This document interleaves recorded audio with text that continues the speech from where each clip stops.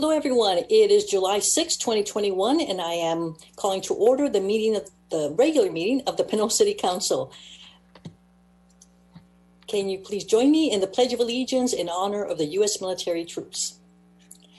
I pledge allegiance to the flag of the United States of America and to the republic for which it stands, one nation, under God, indivisible, with liberty and justice for all. Thank you. Madam City Clerk, roll call, please. Thank you. Mayor Martinez-Rubin. Here. Mayor Pro Tem Salini. Here. Councilmember Tave. Here. Councilmember Murphy. Here. Councilmember Toms. Here. City Manager Murray. Here. Legal Counsel Stephanie Downs, I'll note for the record, is having trouble joining, but will be present this evening. And Assistant City Manager De La Rosa. Here. Mayor and Council, the agenda was posted on Friday, July 2nd at 4 p.m. with all legally required notices. I would like to make note that we received written public correspondence for items 5, 6A, and 9A, which have been posted on the agenda section of the website and have also been distributed out to the council and staff. A revised version of item 7A was posted and distributed after the posting of the agenda. Does the council have any conflicts to report on our agenda items this evening? No, seeing none, that concludes my report. Thank you. Thank you, Madam City Clerk. So members of the public, we have a change in our public comment process that will begin this evening. Our published agenda has information on how to participate in this meeting. Please refer to tonight's agenda for detailed instruction on how to do so. All written comments received by 3 p.m. on the day of the meeting will be distributed to the City Council and relevant staff and will be posted on our website in advance of the meeting. Written comments will not be read aloud during the meeting. The public will have the opportunity to participate in the meeting live via Zoom, video conferencing, or by phone. We will have a general public comment period under item 5, citizens to be heard, and a public comment period for each item listed on the agenda. The webinar ID and phone number for the meeting are displayed on the screen and listed on the agenda. Please be sure to join in advance of the item you wish to comment on.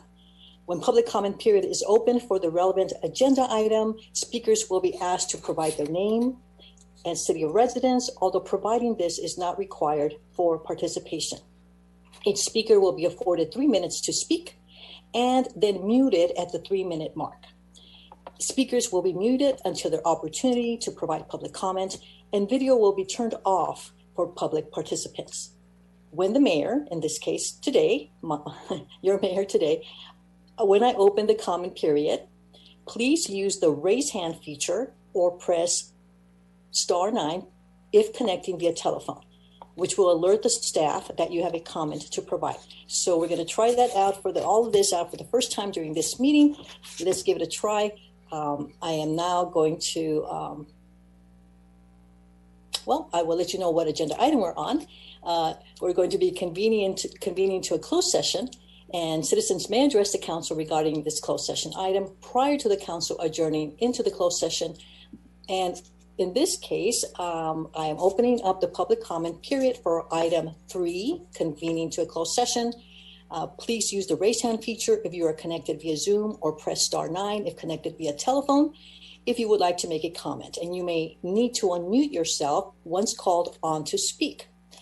Please state your name and city of residence, and you will have 3 minutes and then muted at the 3-minute mark. So tonight's or this afternoon's closed session is a conference with labor negotiators, Government Code 54957.6. The agency designated representatives are City Manager Andrew Murray, Assistant City Manager Hector de la Rosa, Assistant City Attorney Alex Mogg, or City Attorney Stephanie Down. Employee organizations represented would be AFSCME, Local 1, and IAFF. So, Madam City Clerk, are there any public comments on this item? Thank you, Mayor. At this time, I just want to welcome and recognize Management Analyst Roxanne Stone, who's going to be with us for the council meetings and helping us to facilitate the live public comments. So I'll turn it over to her to let us know if we have any comments in queue. No, Mayor, there are no public comments. Thank you, Ms. Stone. I will now close this public comment period and will lead the council to convene to a closed session. Members of the public, please join us. We'll be back as soon as we can get through the item on the agenda for closed session. See you in a while. Thank you.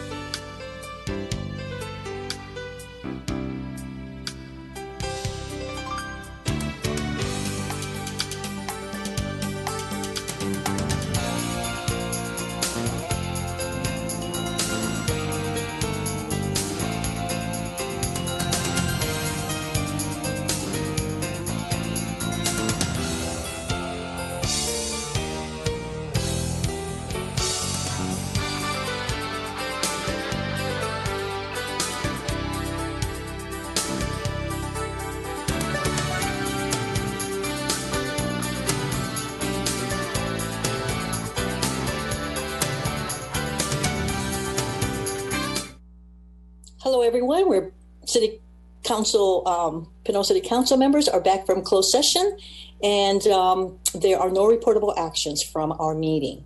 We will continue on the meeting's agenda. On to the next item. Staff, if you would please bring up that slide. So the next item on our agenda is citizens to be heard. We are trying a new way to engage the public at tonight's meeting. So thank you all for your patience as we go through this. And thank you as well for your participation. What will happen is that for each item, I will open up the item for public comment period and ask speakers who will be joining us to give their name and city of residence, although providing this is not required for participation. Each speaker will be afforded 3 minutes to speak. Speakers will be muted until their opportunity to provide public comment and then muted at the 3-minute mark. Video will be turned off for public participants. When I open the comment period for any of the items, please use the raise hand feature or press *9 if you are connecting via telephone. This will alert staff that you have a comment to provide. So thanks for joining us tonight. And Madam City Clerk, are there any citizens to be heard?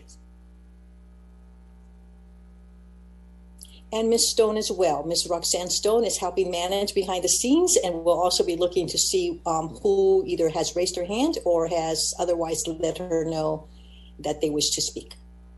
Yes, Mayor, we have 3 public comments. So we will take the first public comment from George Pursley.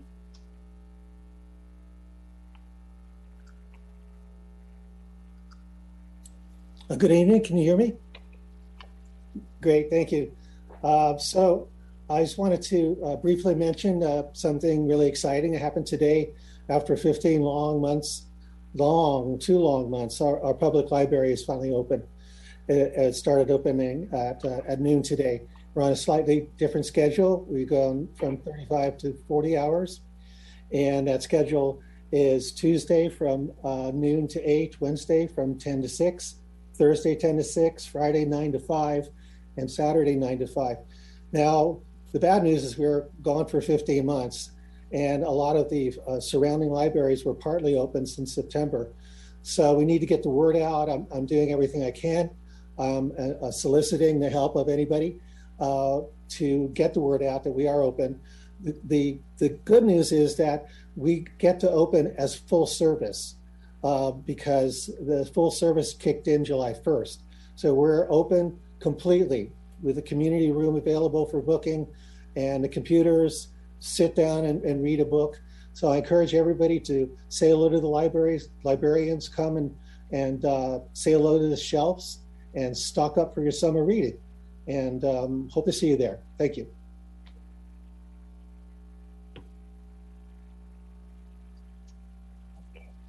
We'll now hear from Rafael Menes.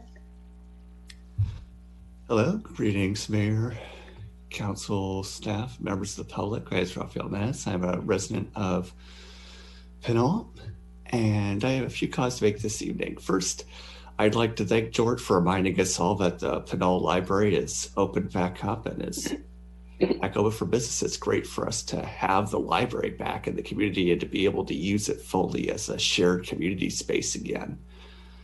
I know that I personally have missed being able to go to the library and check out books and talk with other people and just be part of the whole literary experience, I guess. I don't really have the right words for it, but it'll be great to be able to do that again. My other point is we made it through the 4th of July without, as far as I know, any major fires, for which I am very grateful to our fire department. But it's after the 4th. We can stop lighting fireworks now. Really, honestly, I know that I've been saying this for a few months now, but it's officially after the 4th of July. It's okay for us to stop lighting fireworks for a while. We're still in a drought. It's still going to hit triple digits again this week, and we still don't want to light the city on fire. So please, we've all had our fun with the fireworks. Let's just stop. Thank you. And now public comment from Debbie Long.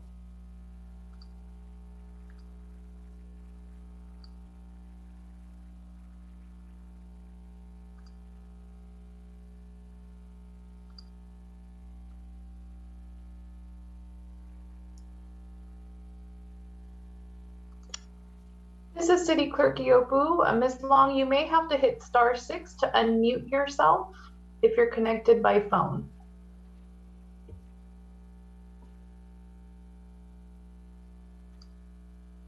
Let's see. Am I unmuted now? There you are. Thank you. Okay.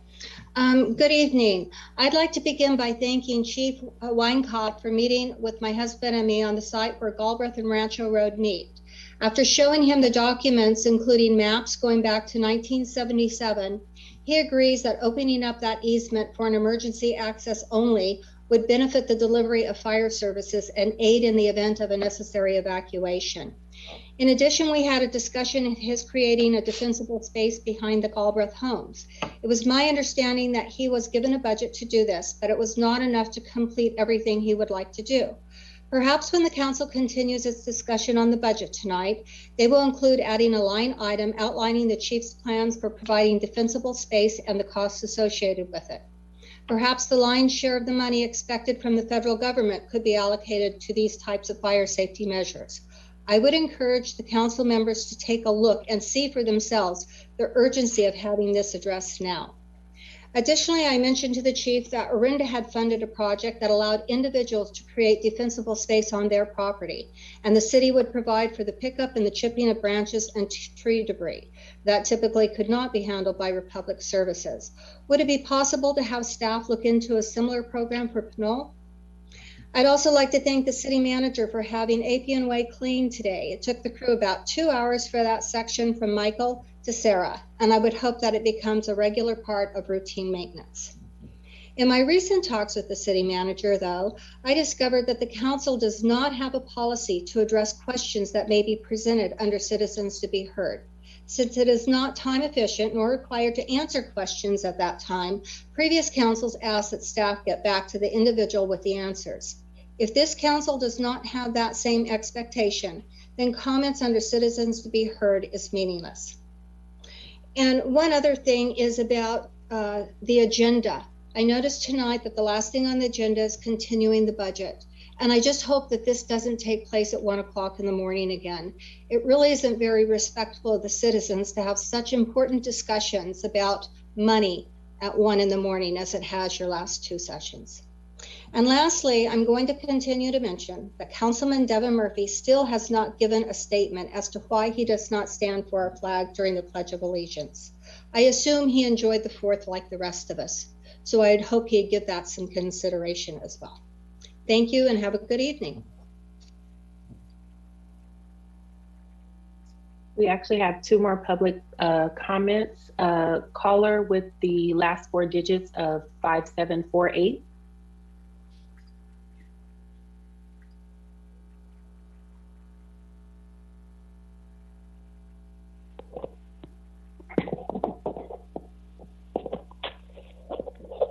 Hello. Hello. We can hear you. Yes, my name is Anthony James. I'm a longtime resident of Pinole, over 40 years, and I had several issues I wanted to present to the mayor and city council and staff that I have in the past, as well as a casual accidental meeting with Joseph Bingham, the public works manager of the city of Pinole down by Bay Point Park.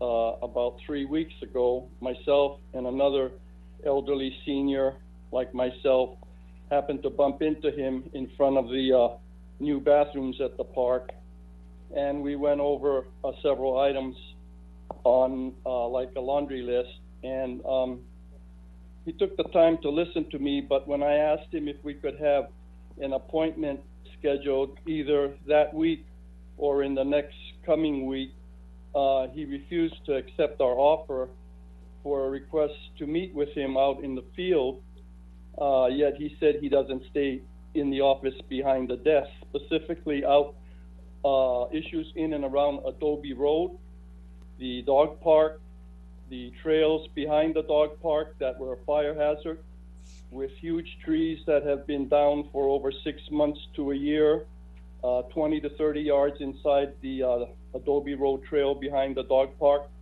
I asked him to have the city clean them up. I talked to him about graffiti on around the bathrooms at the dog park, and he just gave me a phone number with his card, and I said, we don't need graffiti on top of graffiti from the City of Pinole Public Works Department, which I believe they painted over it with dark brown squares on a light tan building, so you can see 4 big squares all over the bathroom, and it looks like, you know, a second-rate job, if not worse, as well as the adjoining Grove Park, the Thornton Miller Grove Park. We had trees down in the last windstorm several months ago, and I told him there's one precariously hanging over the park bench and trail, as well as the neighbor lady across the street dumped a bunch of wood chips and trees inside the Picnic Grove barbecue area of the park, and it was between the city and the city caretaker was supposed to clean it up or spread it around. They didn't do it, but he refused to go out there and do anything. Also, the water fountains are still broken at the baseball diamond.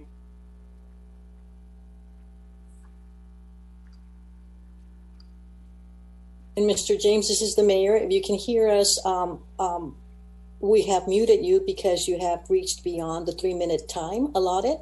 And this will be so for anyone who gets past the 3-minute mark of time. So if you wish to continue providing comment, you may do so at a future meeting, and or contact us through our email addresses regarding your concerns. So we may follow up. Thank you. And Mayor, we have one more public comment from Irma Ruport.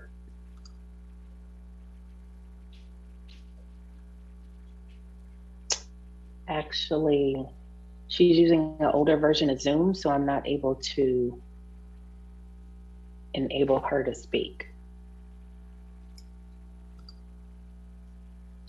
Ms. Rupert, we are trying out a new way to engage with the public, and evidently we have found one way that doesn't work, and that's if the public have an older version of Zoom. So now we know there has to be some compatibility. Given that situation, I would request that you also send us your public comments, or I believe, if I heard correctly and I recall correctly, City Clerk Yope will let us know that all public comments have been posted to the website, provided they were received by 3 p.m. this afternoon. Is that correct, Madam City Clerk? Thank you, Mayor. Yes, that's correct. Written correspondence is being treated as such at this time, and it is, if it was received by 3 p.m., it'll be posted to the website as it was today, distributed to the council. Written correspondence that comes in, you know, after that period of time is still kept with the record. But in this instance, what I would recommend is if Ms. Rupert, you can go ahead and dial in at the number that we provided on the agenda, and we can take your phone call and then allow for you to connect with the meeting in that way. So I would say, since this is a technical issue, if we could allow some time for her to connect in that way. We actually have David Rupert, unsure if related, but he's able to. Okay, let's try that. Thank you. Thank you. All right, I'm going to bring her over in a second, so you bear with us. Thank you.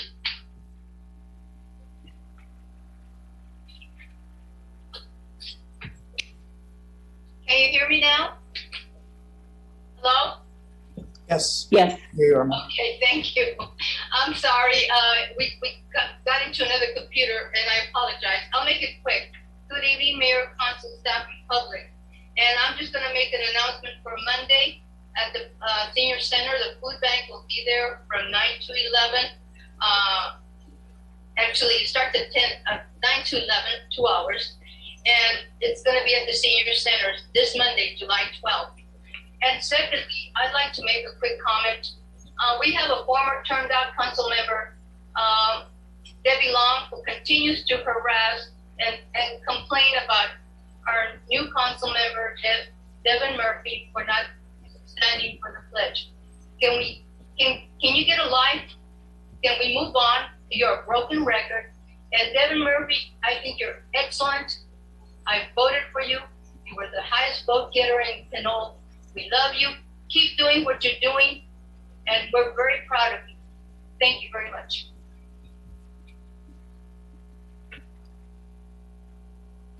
And Mayor, there are no more public comments. Thank you, Ms. Stone and Madam City Clerk, both for the teamwork there. And I will close public comment for this agenda item. Next on our agenda will be recognition. And council members, are you ready to join me in this proclamation? We will be recognizing Community Development Director, City Engineer Tamara Miller on the event of her retirement. So here we go. I'm trying to bring up my document, make certain that I have it correct here. All right, here we go. Whereas Tamara has diligently and faithfully served the City of Pinole in the capacity of Development Services Director / City Engineer since her hire in March 2016, and whereas Mrs. Miller graduated from Cal Poly San Luis Obispo with a degree in civil engineering and holds an MBA degree from California State University at Chico, and whereas Tamara came to Pinole with a wide range of knowledge and experience from working in a variety of positions in public works, project planning, and engineering in jurisdictions including Yolo County, the city of Chico, Butte County, and Caltrans in the San Francisco Greater Bay Area. And whereas Tamara Miller has been involved for so many years in the Pacific, in the American Public Works Association, and served as the president of the Shasta Cascade branch, and whereas demonstrating her commitment to future engineers, Ms. Miller taught classes in engineering at CSU Chico and volunteered for over 15 years at the Chico Science Fair. And whereas Tamara has been an invaluable leader and innovator as part of the executive team in Pinole, transitioning project planning to include the master planning process, developing a plan to start up a highly successful code enforcement program, and migrating public works to asset management software that allows the city to track time and material costs for maintenance of the many parks, facilities, storm drains, and sewer and road assets. And whereas in addition to the day-to-day management of the Development Services Department, she brought to completion the largest public works project the City of Pinole has ever undertaken, the Pinole Hercules Wastewater Treatment Plant Upgrade Project. And whereas further accomplishments during Tamara Miller's 5-year tenure include completing pavement projects totaling over $1 million, helping with the acquisition of road maintenance equipment that will allow the city to self-perform future pavement repairs, bringing the city into clean water program compliance with an ordinance requiring trash capture devices, overseeing developer-driven projects to list, and applying for and receiving many state and federal grants to help the city fund its own projects. And whereas Tamara guided her department and staff through one of the most difficult times in Pinole's history, the COVID-19 pandemic, overseeing the many transitions in service delivery models while continuing to maintain the city's assets, provide service to the development community, and complete required regulatory programs while never losing sight of the importance of keeping our employees safe, informed, and valued. And whereas the City Council and city staff wish to express great appreciation for Tamara Miller's dedicated service to the City of Pinole. Now therefore I, Norma Martinez Rubin, Mayor of the City of Pinole, County of Contra Costa, State of California, on behalf of the City Council, the staff, and the people of the City of Pinole, hereby commend Tamara Miller, recognize her for serving the city with commitment and integrity, and congratulate her and wish her well in her retirement. Thank you, Ms. Miller. Thank you. Thank you so much. I have actually prepared a written statement for fear that if I didn't, I might bubble and start to cry or whatever. So if you would allow me the privilege, I would love to read my statement. Please do. Thank you. It starts with thank you for this proclamation. I am truly honored to have had this opportunity to serve this city council, prior councils, City Manager Murray, as well as City Manager Fitzer, and all of the citizens of Pinole. My grandfather was an iron and steel engineer, and who worked actually at Kaiser in Oakland, and my other grandfather was a public works road superintendent for the city of Bremerton. So I share that as a way of just showing that I have engineering in my DNA. And I started my training actually as an engineer as a kid, playing in the creeks, Temescal Creek specifically, if you know where Temescal Creek is. It was one of my favorite things to do.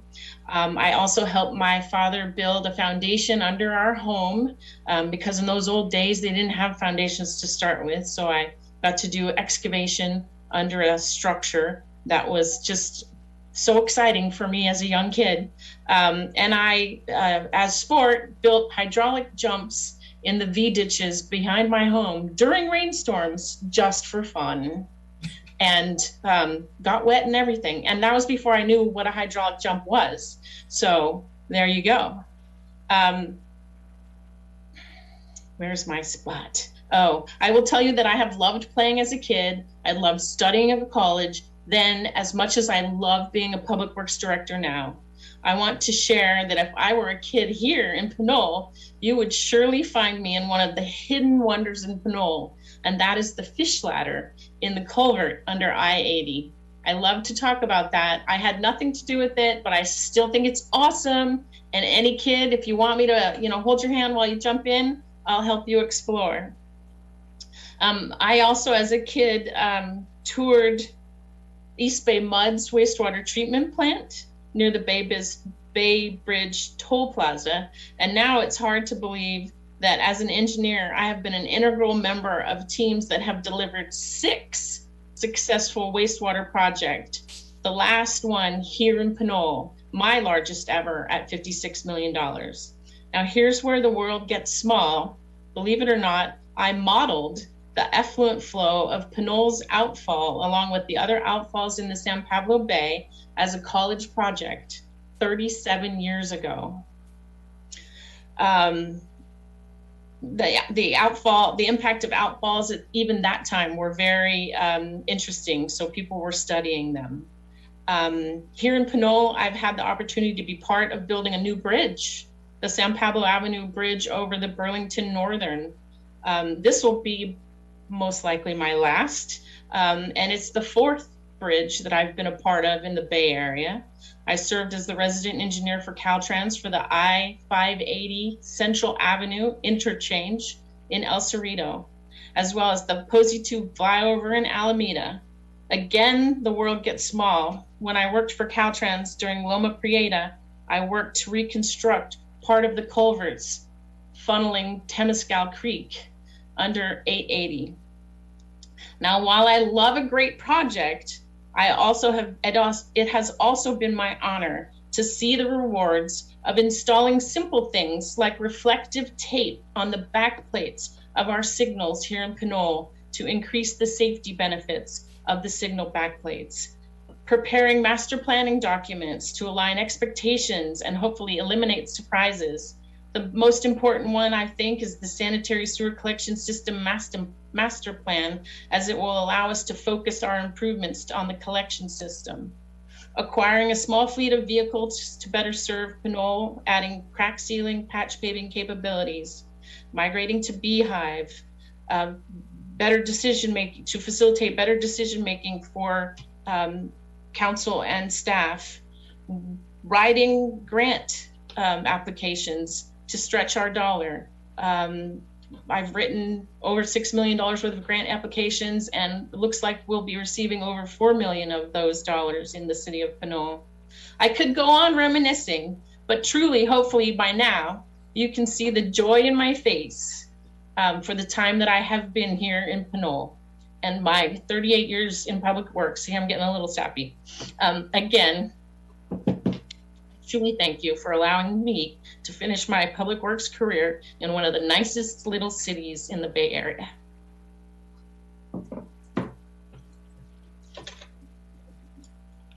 Thank you. Thank you so much. You've been here only 5 years and you have that list of projects, both large and small.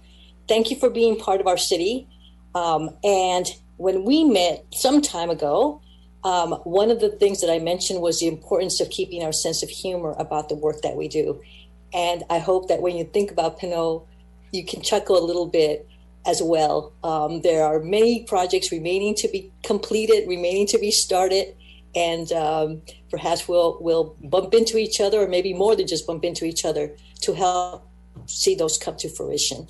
Thank you again on behalf of the council, and be well and enjoy in good health. Thank you. Thank you. We will continue on the next agenda item. If we could all, Mayor, I'd like to say a few words. Oh, I was going to say, Mayor, we have a couple of council members and public comment as well. Oh, yes, of course, absolutely. So let me turn to public comment first. Yeah, council members? Okay. Open up to council members on this, to public comment on this item, please. Okay, we'll take public comment from Rafael Menace. Hello again. So I just wanted to say a few words on, this event. First, I wanted to congratulate Tamara for her excellent work as, a director of community development and of public works, 2 significant roles. And, she's done a lot. She's gone above and beyond her work. She didn't mention this here, but, she's mentioned in past meetings how even during her lunchtime, she liked, going around the city looking for problems. So she was basically always going above and beyond even what we call for in everyone at the city of Pinole, just constantly trying to make the city better. She's always worked to engage with the community, interact, make sure the community's voice is heard. I think one of the more important things that she did that I'm not sure has been mentioned yet was that she pushed during the setting of the city of Pinole's mission statement to have community involvement be a core part of that mission statement. And I think that's a hugely important part of her legacy, and I wanted to make sure that was noted and recognized, because I personally think community involvement is important, and I think it's important that Tamara's role in making sure that was recognized as a core part of what Pinole is, what Pinole needs to do, was done. And finally, I know that she's gone over the list of things that she's done, and I'm sure the council will go over more things that I don't know of, but it'll be hard for the city of Pinole to replace an engineer of your exceptional quality and skill and public service. So as much as I congratulate you on, going to a well-deserved retirement, it'll be a real loss to the city of Pinole to lose you. So congratulations and the best of luck to you in the future. Thank you.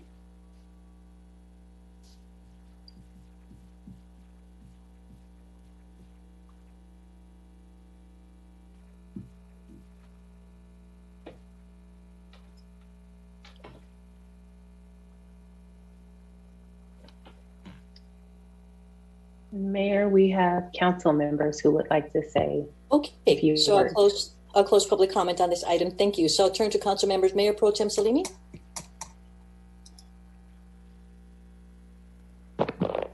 Thank you, Ms. Miller. Thank you very much for all your work. I've had the opportunity to work with you for the last 3 years, and I've been amazed about the quantity of work that you were able to do and handle by yourself. You were able to manage so many projects, and you were didn't have enough staff to be able to do all the work, and I'm just amazed. And I didn't realize you were here only for 5 years, and I'm yet amazed with the number of accomplishments you have done in such a short period of time, and we'll be missing you. And I know that you'll be enjoying your retirement, and thank you for your years of service. And Pinole is only a few minutes away from Chico. It's only 2 hours away, 3 hours. You can always stop by. You'll always be welcome here. Thank you. Thank you. Thank you. Councilmember Thomas? Yes, I wanted to echo those sentiments. Tamara, thank you for bringing your expertise and choosing to come here in Pinole and share your experience with all of us. I wish you all the best, and please keep in touch. We want to hear how retirement is. Thank you. Sure. Councilmember Tay? Okay, so it all started back at Traffic and Pedestrian Safety Committee when I met Tamara. And back then, she helped all of us in the community understand traffic, which is more of an art. But as a civil engineer from Cal Poly Pomona, go Broncos, I just have to say you have been invaluable to this organization. Being able to translate engineering into regular talk for people has always been challenging for most engineers, and you did it so effortlessly. And the community really, really appreciates it. In the 5 years that you've been here, you could see the progress. I mean, you definitely left Pinole better than when you found it. And I just want to say that a lot of times, from council and the public, it's very hard to see these projects because they span such a long time. And you've made it very easy explaining those steps to everybody. And I just want to say thank you. You've been great. And it's truly a loss to the city. Please come by and visit.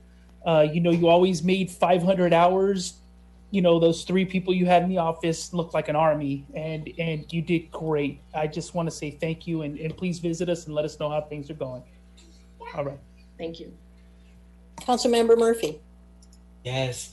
I promise, first of all, I have an allergy in this eye. I may be crying or I may not be, but there's tears coming down. But honestly, Director Miller, you are, if I can imagine superwomen of Pinole, you are one of them. You are wise, you are brilliant, you are strategic, you are goal-oriented, you are, in so many ways, a mentor of who I want to be in terms of public service. And I just wanted to say that to you because I felt like I worked with you a lot more on the Planning Commission, and I just got here. So I'm sad that you're now leaving because I really admire your commitment to public service. And I think that you are so exemplary in how both council members, but also city staff members should implement our role. When you see a problem, you create a solution. When you say there's an opportunity here, you say, here's the pragmatic opportunity and here's the visionary opportunity we have.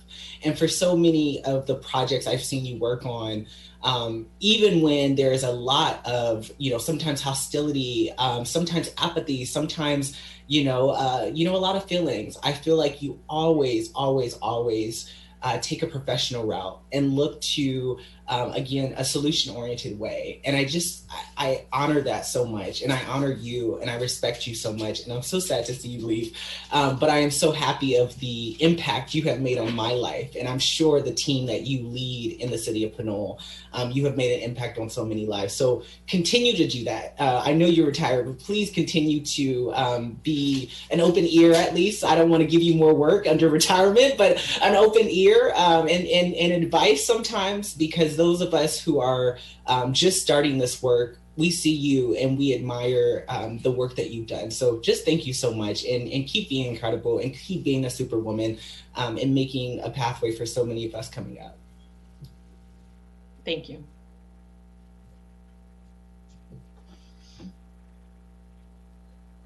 City Manager Murray?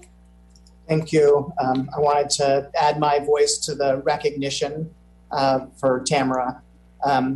Having heard the list of accomplishments listed in the proclamation and Tamara having reviewed some of them, you can't help but to be really amazed by the breadth of her expertise and skills to wear both the hats of community development and public works in a full city service city plus like Pinole is just an incredible range of expertise. And she's provided great service to the city, lending all of that expertise in many, many different kinds of projects.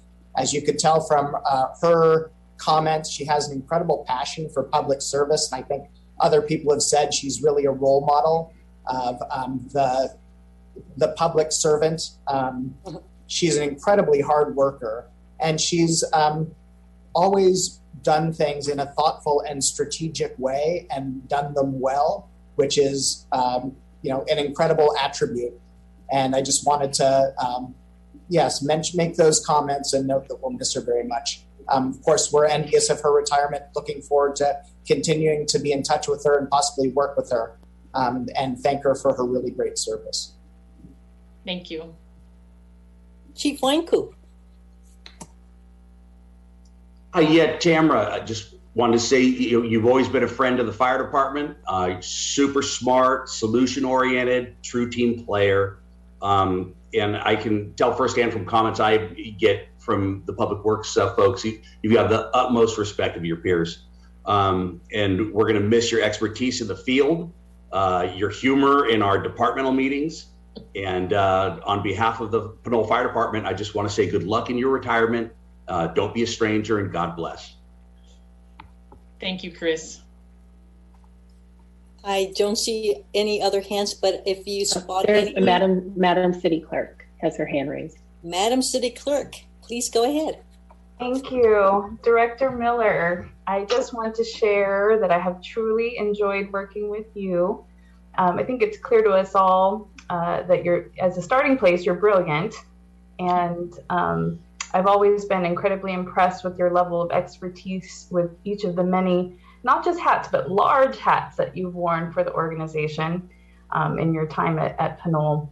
And just wanted to say I personally learned a great deal from watching you in action at the management table, and just always admired how you could offer such unique and complex perspectives while always maintaining such a fun and sharp sense of humor. So I'm just wishing you all the best in all that you do next, and I know that I will certainly strive towards your level of achievement as I move on and forward in my career, and I won't forget your excellent hard work.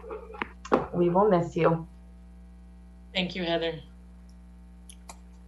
Okay, Ms. Stone, anyone else? I don't see anybody else from staff, so.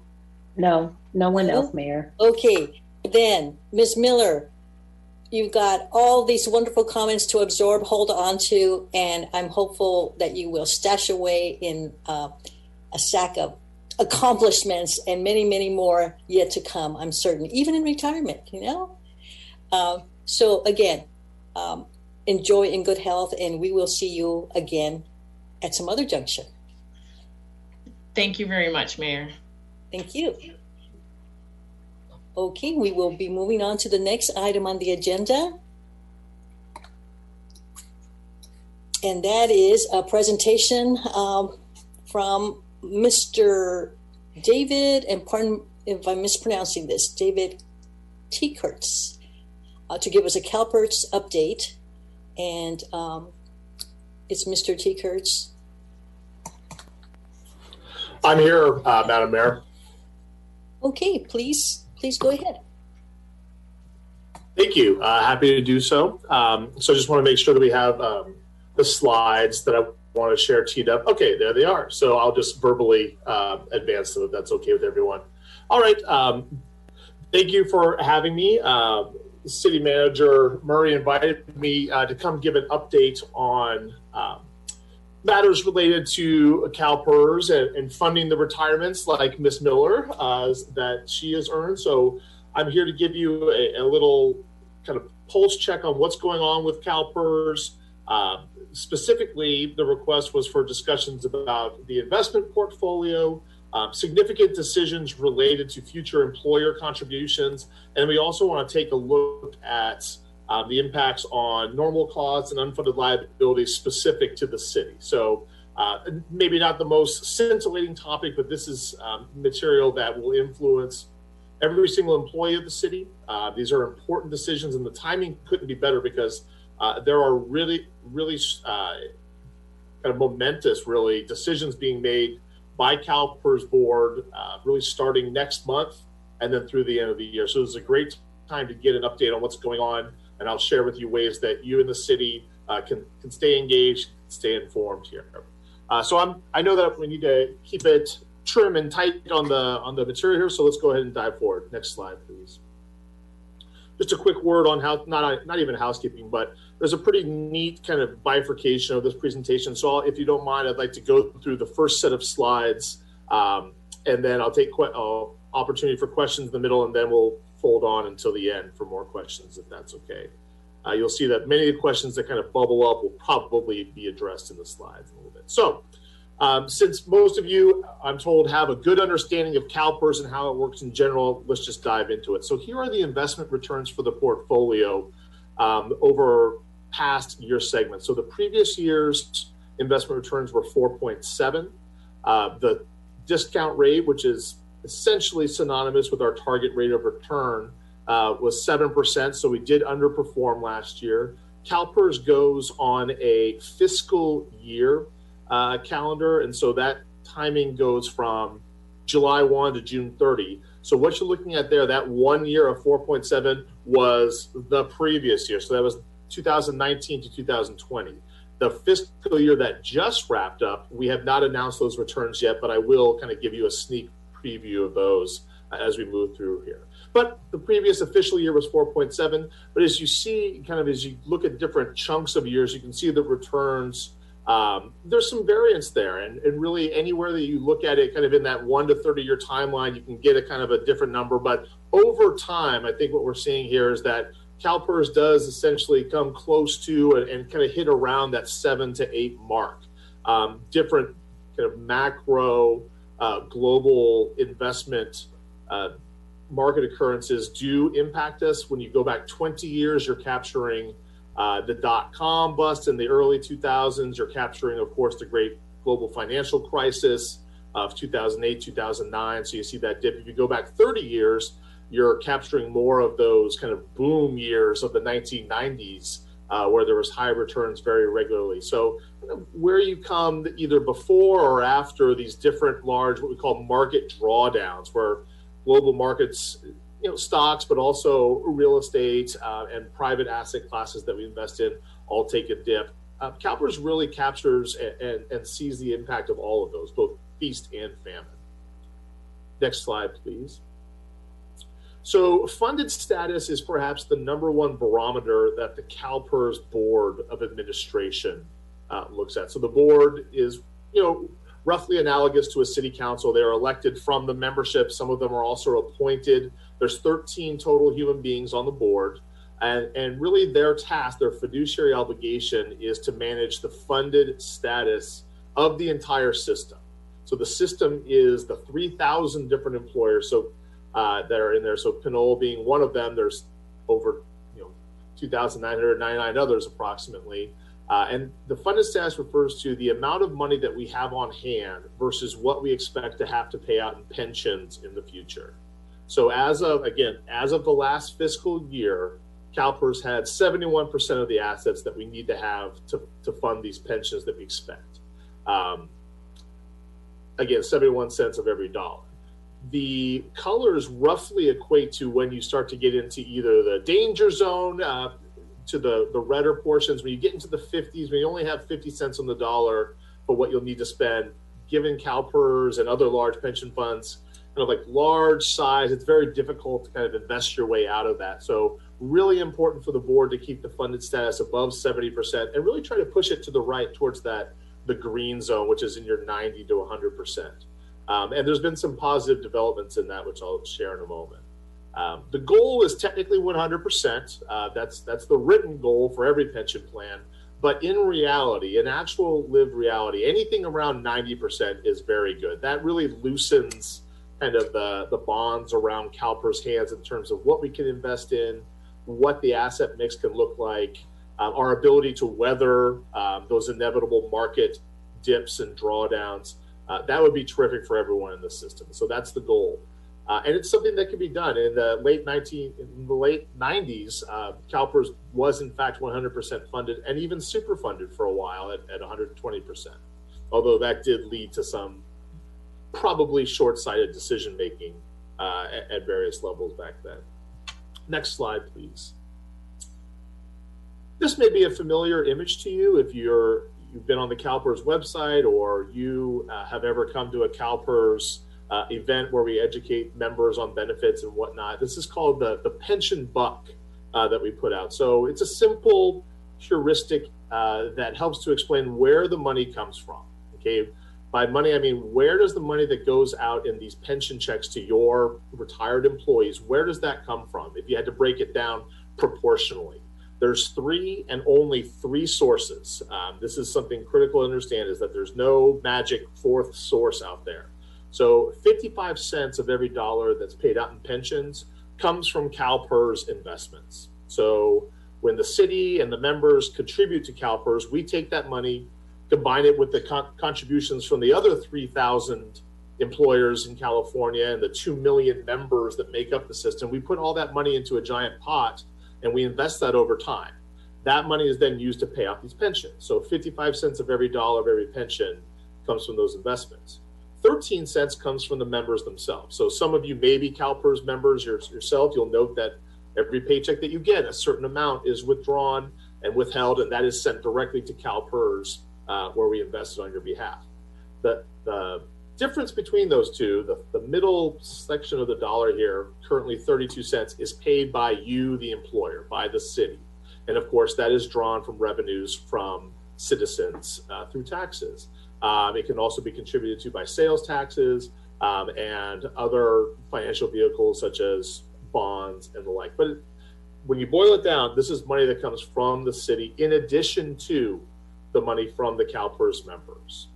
Important to understand here, and I'm sure those of you who have been involved in pensions for a while will be keenly aware of this, that in years when CalPERS investment performance is less than expected, meaning in our current situation, when CalPERS has that 4.7 return, when we expected and calibrated the system based on a 7% return, then the difference is really made up exclusively by the employer, not the CalPERS member, unless you have a cost sharing agreement in place. But that's really outside of CalPERS control. What happens in reality, though, is if CalPERS investment performance isn't there, then we do draw upon the employers and require more contributions to fund the pension buck. Because remember, the way pensions work are the full buck. Again, this is proportional to whatever everyone's pension is, but the full buck has to be paid out. Just because CalPERS has a down year, we don't send out just 97 cents of this buck, right? The full thing is paid, and that difference is for certain, and I'm sure you're aware of this, but it is paid for by the employer. And that's the rub, right? That's the challenge. How can employers budget for these costs when the whole thing is really susceptible to market turbulence? So let's take a look at that. Next slide, please. So I mentioned 55 cents come from investments. I know that Mr. Murray asked me to talk a little bit about the investment strategy right now. So what is CalPERS doing to earn that 55 cents and hopefully drive it higher, right? We want to get to CalPERS producing 60 cents, 62, 65. In the past, CalPERS that investment side was more in the 70 cent range if you go back a couple of decades. What is CalPERS doing to try to drive that portion higher and therefore reduce the pressure on employer budgets? A couple things here. It can be very detailed, but just in general, I want to highlight three of our main strategic approaches. Starting from the bottom, number one is the long-term as an approach. So CalPERS has currently about $480 billion of assets under management. That is truly an enormous pot of money, one of the largest institutional investors, not just in America, but in the world. That type of money, that just the size and scale of that means that CalPERS invests much more. We move at the speed and direction of sort of like a cruise ship. We are not turning fast. This is not a nimble organization that is day trading or looking to capitalize on the next meme stock like GameStop or something like that. This is a long-term buy and hold Warren Buffett type of approach. Just own and diversify across multiple markets.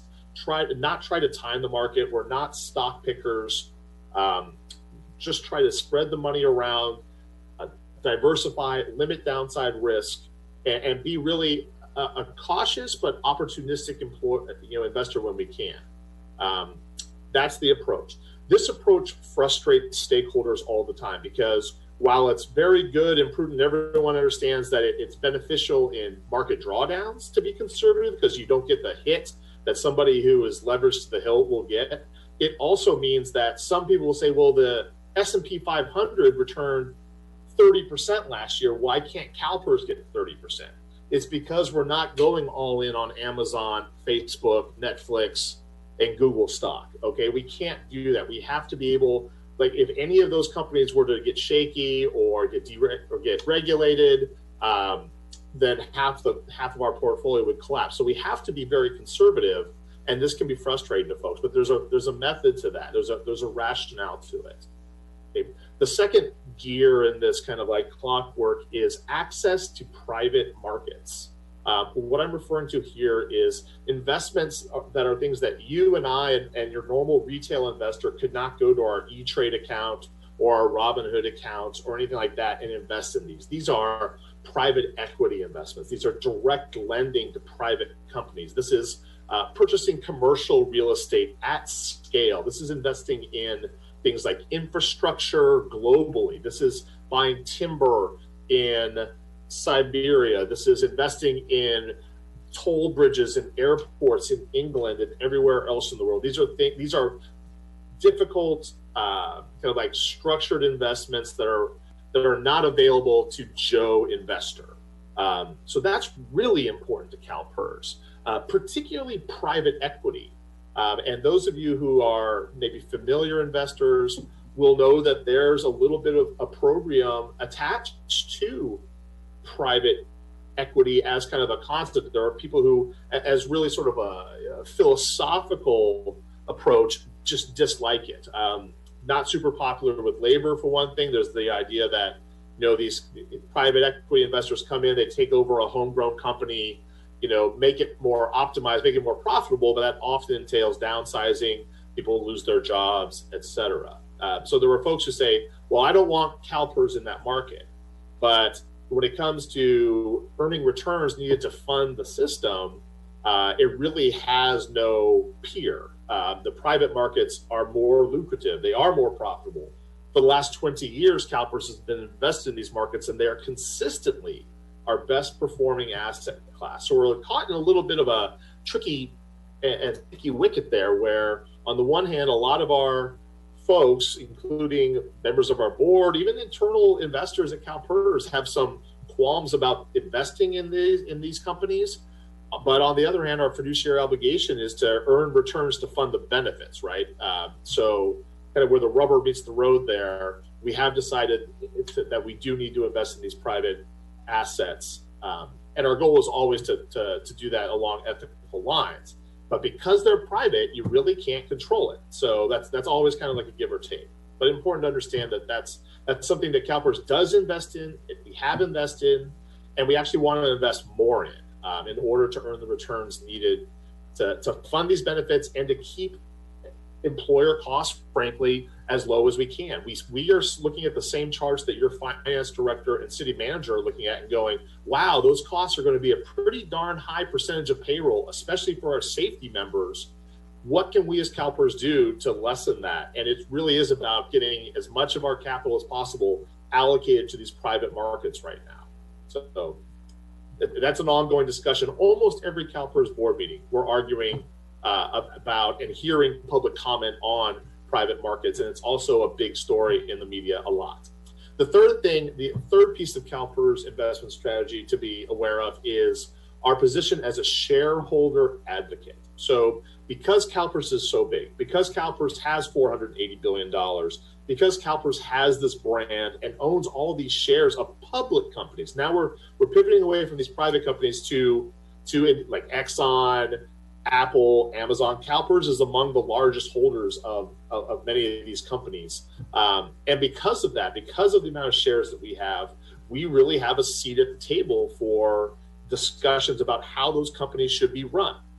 So a lot of our focus right now is along themes such as corporate board diversity, CEO pay that is wildly disproportionate to the company's actual performance, and climate-related issues. Those are really three things that CalPERS as an organization feels that companies that we invest in will ultimately be more profitable if they are taking prudent measures to improve along those areas. If they are disclosing their carbon-related actions that could to the public, to the shareholders, because right now it's still, even for companies like Exxon, it's difficult to figure out exactly what their impact is, and therefore it's difficult to urge them to change course. Although CalPERS and CalSTRS are the other large pension in California have had huge successes recently with Exxon in particular. And as I said, CEO pay is a big one for us. We don't see why, when we invest in a company that has a negative performance in a given year, we frankly don't understand why that CEO gets a $25 million bonus. Like, that doesn't square with us. We feel that that CEO performance should be directly tied to company performance. And then, like I said, the diversity of the boards, just study after study shows that if you have, a board exactly made up of, frankly, old white men, you're not tapping into the richness and the available experience that companies that do have diversity have. So those companies tend to not be as profitable going forward. So those are the types of things that we're working on. So in a nutshell, that's really CalPERS. Like, those are probably three of the biggest things that CalPERS is focused on. Of course, the meta narrative is CalPERS feels, we have the fiduciary obligation to invest in a way that we think will return the highest amount of funds so that we can fund the benefits for members. And then the flip side of that coin is that same effort to increase investment returns does take pressure off of employer budgets going forward. Next slide, please. So I mentioned in my intro that there are large things afoot at CalPERS right now. That there are significant things happening that will impact all stakeholders of the system, including your city. The big one that just got triggered on July 1st, just less than a week ago, is what's called our funding risk mitigation policy. Okay, funding risk mitigation policy. This is a policy that was enacted in 2015, but which has never actually been triggered until this last week. What this policy says is, when CalPERS has a very good investment year, defined as at least 2 percentage points higher than the target rate of return, then the discount rate of CalPERS will be automatically reduced by its commensurate and proportional percentage point. So let me unpack what I just said, because I realize it was all gibberish to someone who hasn't been living and breathing this the last few months. So right now, the discount rate for CalPERS is 7%, meaning any year that we earn more than 2% better than that. So anything 9% and above, CalPERS is considered a very good investment year. This most recent fiscal year, I said it was 4.7. That was really the year before. The year we just wrapped up, this is not official information, but I'll just tell you since we're all friends, CalPERS returned more like 21% this year. Okay, so really tripling up the target rate of return. So that's very good news. So this policy that I'm talking about says, and again, this has all been planned out, many years ago, and it's just waiting to be triggered and activated. It says, when CalPERS has one of these kind of like big feast years where like the returns, exceed the expectations, especially that significantly, the discount rate, that target rate of return that we use to calibrate the assets and liabilities in the system, will be automatically reduced. Okay, this does not require board of administration approval. It doesn't require anyone's sign off. The policy triggers automatically, and it will lower down. In this case, since we had 21%, the discount rate will lower to 6.8%. That is going to happen. That is a fact. This is not a matter of opinion. So the discount rate will lower to 6.8% as a result of this policy. But as I'll show you when we get to the slides on the city's specific finances, that's only still borrowing a portion of those exceptional returns that you got. About half of that goes to lowering the discount rate, which effectively takes risk out of the CalPERS portfolio. The other half of those returns will go to a more direct benefit for the city and the other employers in the system in the form of lowered expected employer contributions in future years. So it's really a win-win. The policy is really designed to say, when you have good years, let's take some of that money and take some risk out of the system. Let's lower the amount of risky assets in the system so that when inevitably there is that bad, the next financial crisis, the next COVID-19, the next thing that caused this huge market drawdown, we will have de-risked the portfolio so the impact of that is lessened. Okay, I hope that makes sense. So like when you have a less risky portfolio, meaning you're less exposed to risky things like stocks and things like that, when we have more money in very risk-free assets like treasuries and boring stuff like that, when you have a huge stock market crash, you don't get the same hit as somebody who is leveraged 5 times on Netflix stock. Okay, so we're de-risking the portfolio, but at the same time, the employer, you, will see some relief in your projected costs, which is a good thing. So I can try to we'll take a look at what that means for the city in particular in a moment. Okay, next slide, please. Now, I said that the risk mitigation policy will and has lowered the discount rate to 6.8%. At the same time, this is just going to be one part of the bigger work that CalPERS is doing right now, which is called our ALM process, our asset liability management process. And your city may have something like this. This is a common industry term. It's simply the balancing of what the system expects to take in terms of investments and contributions from employers and employees. So how much money CalPERS expects to have versus how much money we have in liabilities, how much we expect to have to pay out, and managing those two things. So CalPERS operates on a 4-year schedule on this. We intentionally try not to be knee-jerk reactionaries. We don't want to say, oh my gosh, COVID hit in April of 2020, the market dipped 60%, sell. We want to, if we had done that, CalPERS would have been in a world of hurt because, as you know, the S&P 500 has just hit multiple days of all-time highs in the last week. So if we had thought that the sky was falling and sold, if we had no plan, all of us would have been up a creek, frankly. So good thing we had a plan and stuck to that. So the reason why we were able to have that discipline was because we say we are going to look at this whole picture every 4 years. We're not going to be short-term thinkers. We're this long-term horizon investor. So this year happens to be year 4 in that process when the actual review occurs. So on the left side here, you're seeing that we had this risk mitigation policy, which has and will lower the discount rate to 6.8. But at the same time here, starting next month in July and going through the end of the year, potentially early next year, the CalPERS board is still going to look at all of the assets and liabilities and figure out if the discount rate maybe needs to be lowered more. Maybe not. We'll see. It's really their decision. And that's kind of like the narrative that'll emerge over the next few years. So while on the one hand, everyone's probably writing down and saying, okay, CalPERS discount rate is 6.8. We can tell everybody that it may well change in the next couple of months as a result of this bigger process into which that policy really is being folded. And it really is just pure luck. If 2 years ago CalPERS had this monumental 21% return, then yes, we would have just changed the discount rate. You would have seen that in your actuarial valuations the next year or 2 years since there's a delay.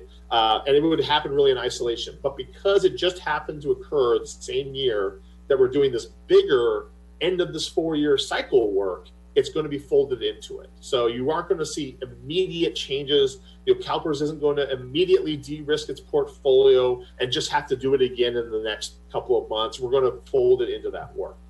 So I hope that makes sense. Maybe a little bit too much inside baseball for you, but main message there is discount rate is going to 6.8, and it may go lower as the asset liability management work is done at CalPERS over the rest of 2021. Next slide, please. So when will the city actually see this stuff coming up in valuations and in budgets? So this is probably more for Mr. Murray and his team, the professional management staff who are looking at the budgets and worry about making payroll and providing you, the council, with information about the money that's available to do your public projects. So here's a timeline, probably more for that side of the house. You can see here that the work is being done. The blue stuff on the left is the risk mitigation policy. That's what RMP stands for. You can see that we'll announce our fiscal year returns in a couple of weeks officially. ALM process goes to the end of this year, possibly ending in February 2022. Then you will see this in your 2021 valuations, okay, which will not actually be in your hands until 2022, and that impacts budgets for 2023-24. So that may have all been briefed to the city council members. Don't worry, I'm sure Mr. Murray and crew will lay that out for you when the time comes. But there's some staggering and delays of these kind of changes so that cities have the time to adjust their budgets. And so that's how that works. So a little bit complicated there, but just so the team knows. Okay, next slide. Actually, I'm going to pause here. This is kind of a good break. If there's any questions on that high level stuff before I zoom into more of the details for the city, or at your pleasure, I can just keep going and we can take questions at the end, whichever you prefer. Can you please keep going? And then council members are probably taking note now. Thank you. No problem. So this slide and the next one are actually a little bit out of order, but it's no matter. So we're going to talk about the city here and its costs. So first off, just a little, thank you. Now back to the previous slide. So just a little bit of definitions before we dive into it, because this could be very confusing, even for people who work in this all the time, even for CalPERS employees. It's not crystal clear all the time. So let me just do a little bit of definitions for what we're talking about here. There are the amount of money that the city sends to CalPERS every year is called the employer contribution or employer rates. Okay, that's the total amount of money that the city is sending to us for each of your two plans. So you have a safety plan, which is your police and fire. I'm assuming you have police now. I know you have fire. I heard from one of those gentlemen earlier, but you have the safety plan, and then you also have the miscellaneous plan. So all employees who aren't safety members. Each of those counts as two separate plans, by the way. So you really have two employer contribution rates. Okay. Now each of those rates is broken up into two parts. There's two pieces that go into that. The first one is the normal cost, and the second, and probably the more concerning one, is called the UAL, the unfunded accrued actuarial liability. There's actually an extra A in there, but everyone just calls it the UAL. So the normal cost is really the ongoing cost of pensions on a yearly basis for your current set of employees. So everyone that you have working for you right now, when you take their salaries and everything, and you look at it and you figure out how long, on average, people will go before they retire, you factor in how many people are likely to go out on disability. All that information can kind of go into a big actuarial kind of like dice cup, and we roll them out, and we can figure out, okay, here's how long those people are expected to retire before they were to pass on. Here's how many survivors and beneficiaries they are. And they can kind of divide that and come up with a number for, here's the cost of funding the pensions for the current crop of employees for 1 year. The cost for funding the current crop of employees for 1 year. That's the normal cost. Okay. I feel like I am speaking the truth when I say if your staff only had to deal with normal cost, no one would have any problems and I wouldn't be here today. The problem is the unfunded accrued liability. Okay, it's the other half of the equation, the UAL. So the UAL is what is generated whenever CalPERS expectations of performance were not precisely accurate. So if in any year in the past, so we're going in the past now, if 15 years ago, CalPERS estimated that we would return 7.5% in 1 year, and instead we returned 2%, then an unfunded liability is generated for that year. Okay, somebody has to pay that difference. We expected and forecast your costs to be based on a 7% return, and we only got, or 7.5 or whatever, and we only got 2. There's a delta there. So that delta is called the unfunded accrued liability. Okay, so those are individual based debts from years in the past where CalPERS underperformed or miscalculated what the cost would be. So I'm just telling it to you straight. Okay, CalPERS cannot get it right. You cannot know for sure what the investment return will be. You can't know for sure how long people will live. Okay, 6 years ago, CalPERS actually increased the average expected life expectancy for folks in the plans by almost 2 full years. That's great, but that's 24 more pension checks. Someone's got to pay that. Okay, that's good news, but that's real money still. So that's a delta between expected mortality and lived mortality. So anytime that's generated, that gets folded into the cost. So your costs right now are really paying for imprecise projections, I guess you could say, from years past. Okay, almost like you inherited a credit card debt a little bit here. So that's what we're talking about here when we talk about contributions. I'm sure the hackles on some people's necks just rose talking about this because it can be frustrating. Totally understand it. All I can say is, going back to that pension buck, there's no other source for the money. It has to come from either the employer, the employee, or from CalPERS investments. That's it, and that's all. It's just a very limited set of pieces on this chessboard. Okay, next slide, please. Next slide. Okay, so let's take a look at the city's actual expected costs. So what are you looking at here? What you're actually seeing is really kind of two charts overlaid, because apparently we pay by the slide at CalPERS. On the left side, what we're looking at here is the funded status of your miscellaneous plan. Again, your non-safety officer. So if you look to the left, it goes back to 2019. Again, there's some actuarial reasons why we're always kind of a year behind, but just assume that it's right. The city is currently 68.02% funded, meaning you guys in particular have 68 cents for every dollar that we expect you to have to pay out. Then apologies, it's either red or green. I'm pretty much colorblind between those two colors. The color that's not blue on this slide, that line, that is actually referencing the index on the right. And that is showing your employer contributions, your employer rates, which again is the combined normal cost and UAL. That's that non-blue line. Let's just call it green, okay? It's the green line, and that is reflecting as a percentage of payroll, okay? Meaning, looking at the far left, right now you are paying 39.37% of payroll towards your pension. So if a person's earning $1, you are paying an additional 39.37 cents towards their pension. Okay, so the idea is to drive up the funded status to make the blue line go up and the green line go down. So what you're looking at here on this chart is the base, which in this case means, what if there was no risk mitigation policy?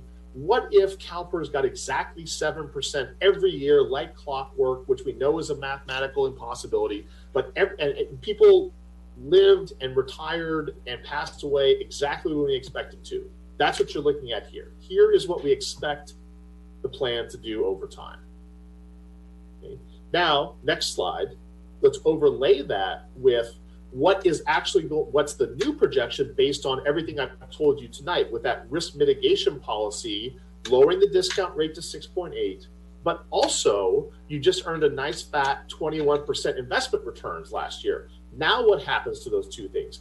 Now, starting with the funded status, you can see that there's a dip there first in the light blue. That's because of that lame 4.7 now previous fiscal year. So it did dip there, but then look, the funded status shoots up and really is higher faster. Okay, so your funded status gets a big lift here.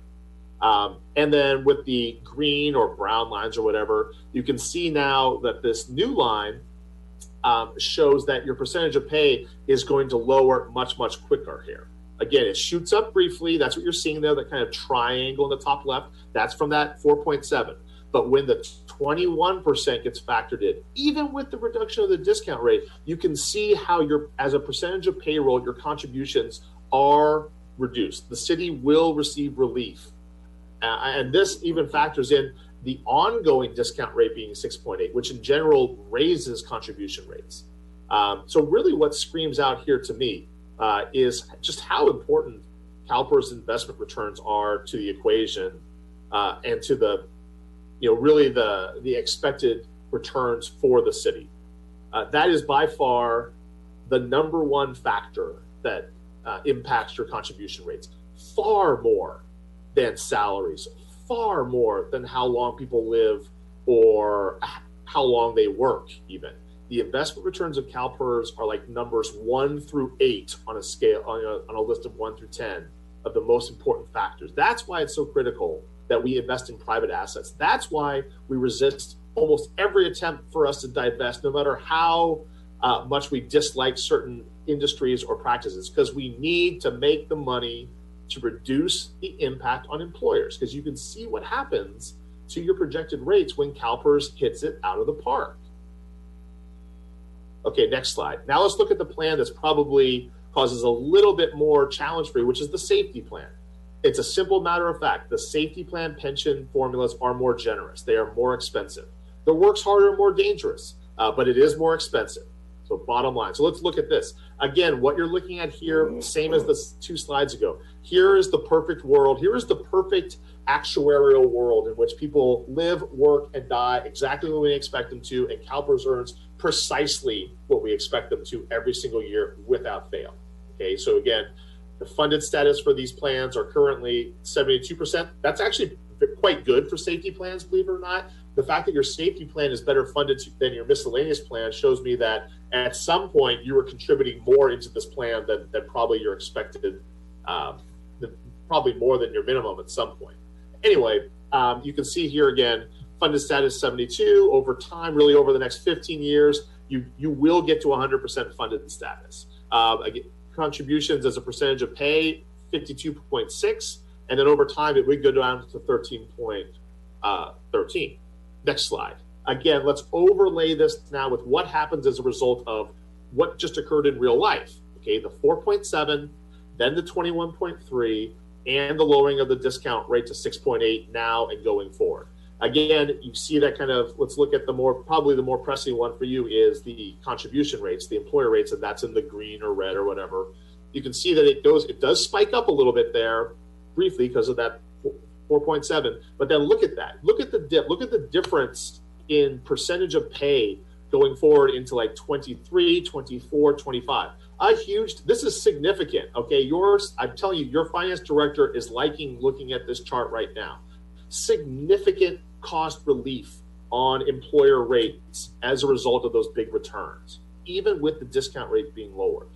So again, that's the purpose the idea of this policy was the employers will still get the benefit of this really good return here. You will still see relief in future contributions. You will still get fully funded faster. That still happens. At the same time, the system as a whole is strengthened and buttressed by the fact that we are able to de-risk a little bit from the portfolio. We are able to sell some of these leveraged, riskier stock plays and put it into safer treasuries so that when, not if, but when the next big market drawdown happens, you will not see as low a return from CalPERS, which in turn will send your contribution rates skyrocketing. Okay, because just as good as a positive 21% year is right now, a negative 21% year is much, much worse. It is much, much worse to get a negative 21 than it is good to get a positive 21, I assure you. Just look at 2008 when CalPERS got a negative 24%. That was the year of the global financial crisis, and we're still digging our way out of that one. Okay, next slide. So strategies to address the unfunded liabilities. Go ahead, next slide.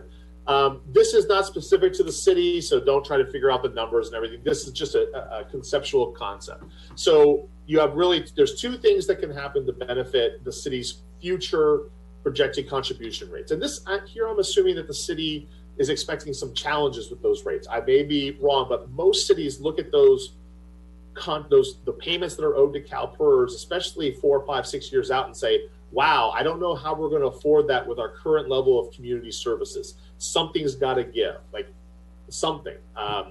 So the number one thing that can offer some relief there is what I just showed you, which is CalPERS having mammoth return years, and that will lower your expected costs, and everyone breathes a sigh of relief. But you can't count on that. Remember, we expect really to earn 6.8 from future years from now, not even 7. We expect to earn 6.8. So it's sort of like going for a walk and finding a $20 bill. you're delighted, you're happy, that money does spend. But when you take the walk the next day and the next day and the next day, you don't expect to find another $20 bill. We're not taking credit for earning 21%. You know, that the market gave us that, and the market can also take it away. So we can't just count on that, right? So this chart is trying to show you what would happen if you make additional contribution payment. So the employer rate that is essentially the bill CalPERS give you, and that's really a minimum payment. So just like a credit card or a mortgage or anything like that, you can make additional payments, and that will go directly to your principal in effect, and it will pay down your total liability faster. And perhaps more importantly, it will limit that high peak. So like the gray kind of shark fin here is trying to stimulate, my gosh, those years in the next 5, 6, 7, 8, 9, 10 years that are really high, and people are struggling and sweating, thinking about how we're going to make those.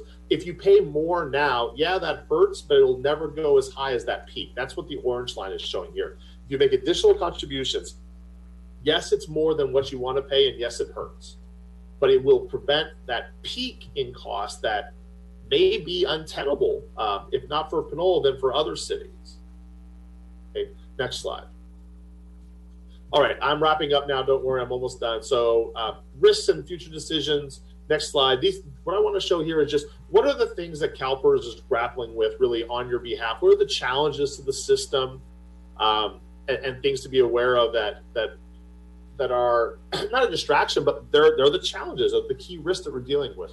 The number one has to do with investments. I've already belabored at length how important it is for CalPERS to earn and hopefully exceed its target rate of return. You can see what it means for your city in terms of lowering projected contribution requirements. It takes an enormous amount of political pressure off of CalPERS. I can share with you, again, this is not public, but I can share that by virtue of earning that 21%, our funded status, which I showed you earlier, was 71%. The funded status for the whole system is more like 80% now.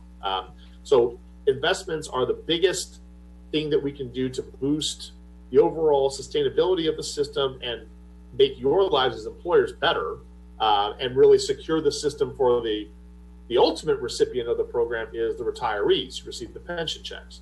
But there's a huge risk there. The challenge is that the bedrock of pension investment has always been almost risk-free returns available through buying U.S. Treasury bills. The famous T-bill, the purchasing bills from the United States of America that will be paid unless America is conquered or falls into the sea. Like, those are about as secure an investment as you can make.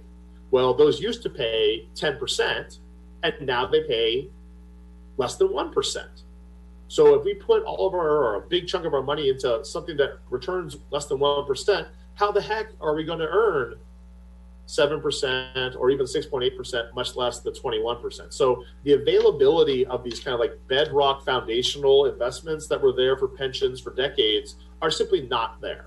That means that we have to get more risky, and that looks great when we earn 21%, but I'm telling you, there's going to be a lot of tears when that risk exposure results in 0% returns or worse. So in our investment shop, we're a conservative bunch. We're thinking all the time, okay, this is great, but we cannot rest on our laurels. We cannot assume this will happen again. We have to continue to be mindful of investment risk and only put our money where we think that it has some protection, where it has a reasonable expectation of returning what we need with the most minimal possible downside. Other risks of the system, of course, are employer affordability. I'm sure that's near and dear to your heart. Frankly, if employers can't pay the pension costs, then the entire system will suffer. It really hasn't happened yet. We haven't had a city really come to us and say, we simply cannot pay. We know that it's a huge priority for our cities, for their employees, for their communities.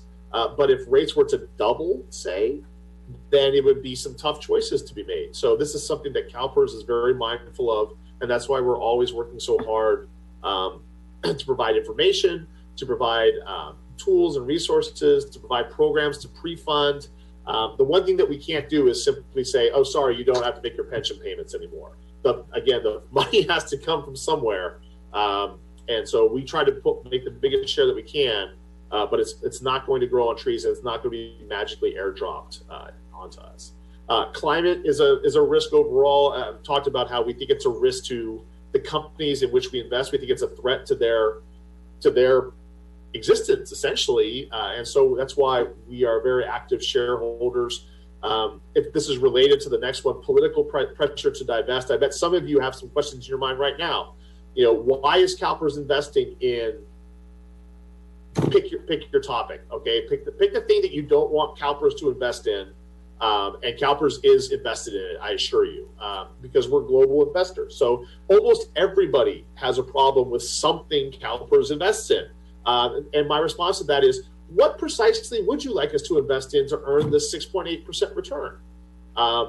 Because we cannot put it into T-bills. We cannot just invest it into completely anodyne, politics-free vehicles. Those simply don't exist. So it's a tough spot to be in. But I guarantee you someone is thinking right now, well, I don't like it that CalPERS is invested in. Again, pick your issue. And then media noise. So it's no secret. Kind of folks on the right side of the spectrum tend to dislike public pensions as a general rule. They feel that it's on the side of big government and it's expensive and it takes money away from other things that money can be contributed to. So there's always going to be media noise kind of from the right. There's also folks who just think that CalPERS in particular, they just have questions about that. We're just talking about a lot of money, folks. We're talking about nearly $500 billion. People have opinions about that. So there's always media noise. We try to keep our head down as much as we can, but it's just really not possible given the size and impact that we have on the state and really on the national stage. So those are the big risks to the system that we're contending with. Next slide. Just want to highlight again, as I've said, I mentioned this is my last slide, I promise, the work on that ALM, that asset liability management, the big 4-year cycle of work that's really culminating right now. This is a look back at what's been done so far this year and then what's coming up. November is really that key month where, again, we will be re-examining, by we, I mean the CalPERS board, we will be re-examining all of these assumptions that go into calculating pension costs and liabilities. And that sort of like final denouement of all of that would be to potentially adjust the discount rate again.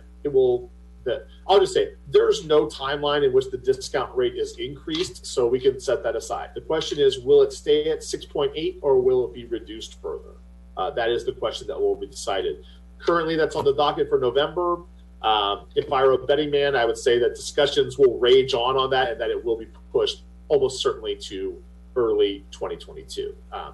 So I would recommend that you either, if any of you are interested, all of this is being discussed and debated and decided in public, much like city council meetings. CalPERS board meetings are open to the public.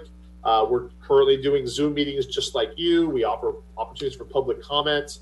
We do plan to return to in-person meetings starting in September. So all of this will be live and in person in Sacramento. And it's also simultaneously webcast, even if it is in person. So lots of opportunity to participate. We're also doing lots of education and engagement kind of between and during and after. At the bottom there, you can see that we've got 4 webinars planned throughout the year where anyone can come on and learn about what's going on, from CalPERS CEO and CFO and chief actuary. The next one is August 3rd, and we'll do another one in September. And we're actually doing, it's not even on here, we just scheduled it today. We're doing another one specifically on the risk mitigation policy impacts, which you've all heard, so you no need to participate. It'll be the same thing. That's going to be July 15th. So we're just trying to make sure that all stakeholders who have some skin in the game here understand what's happening. It's very complex. There's a lot of moving parts. Things are happening like one on top of each other. So it's my job and my colleagues' job to try to help everyone understand what's happening, why it's happening, what the impacts are, good or bad, and provide engagement and educational opportunities. So with that, I'll stop talking finally and happy to take any questions.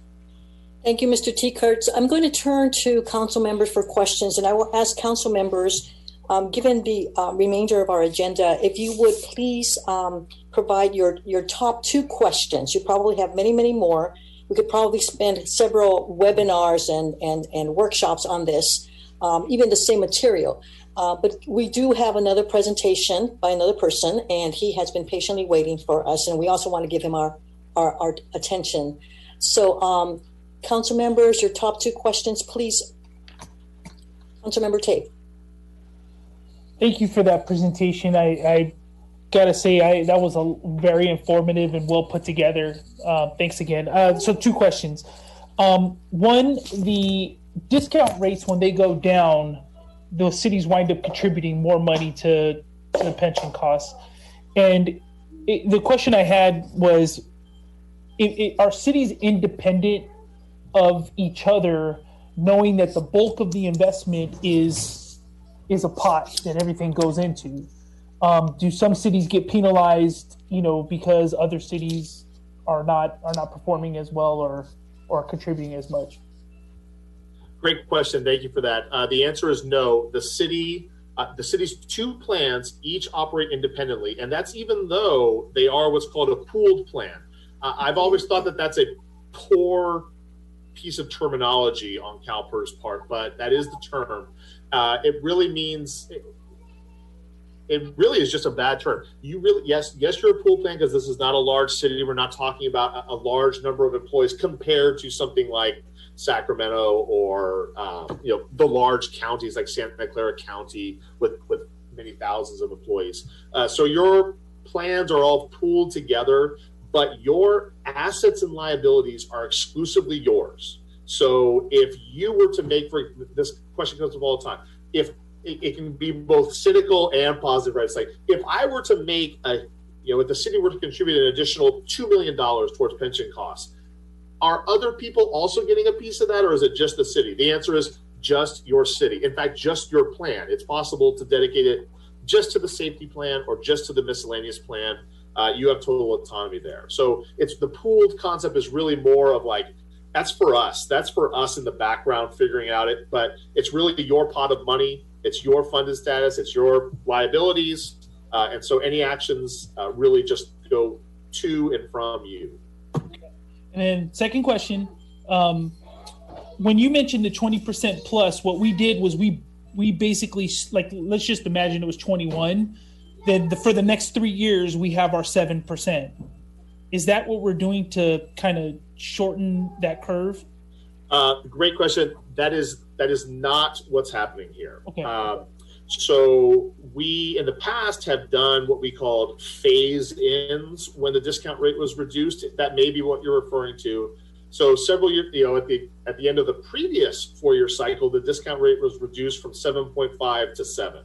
And that was phased in step by step over 3 years. And the only reason that was done was to try to make it a little bit more, not palatable, but give city finance directors the opportunity to figure out how we're going to account for these like increases and not just kind of rip off the Band-Aid in one thrust. This particular thing that we're talking about today, the lowering of the discount rate from 7 to 6.8, does not, at least currently, have any plans for a phase-in.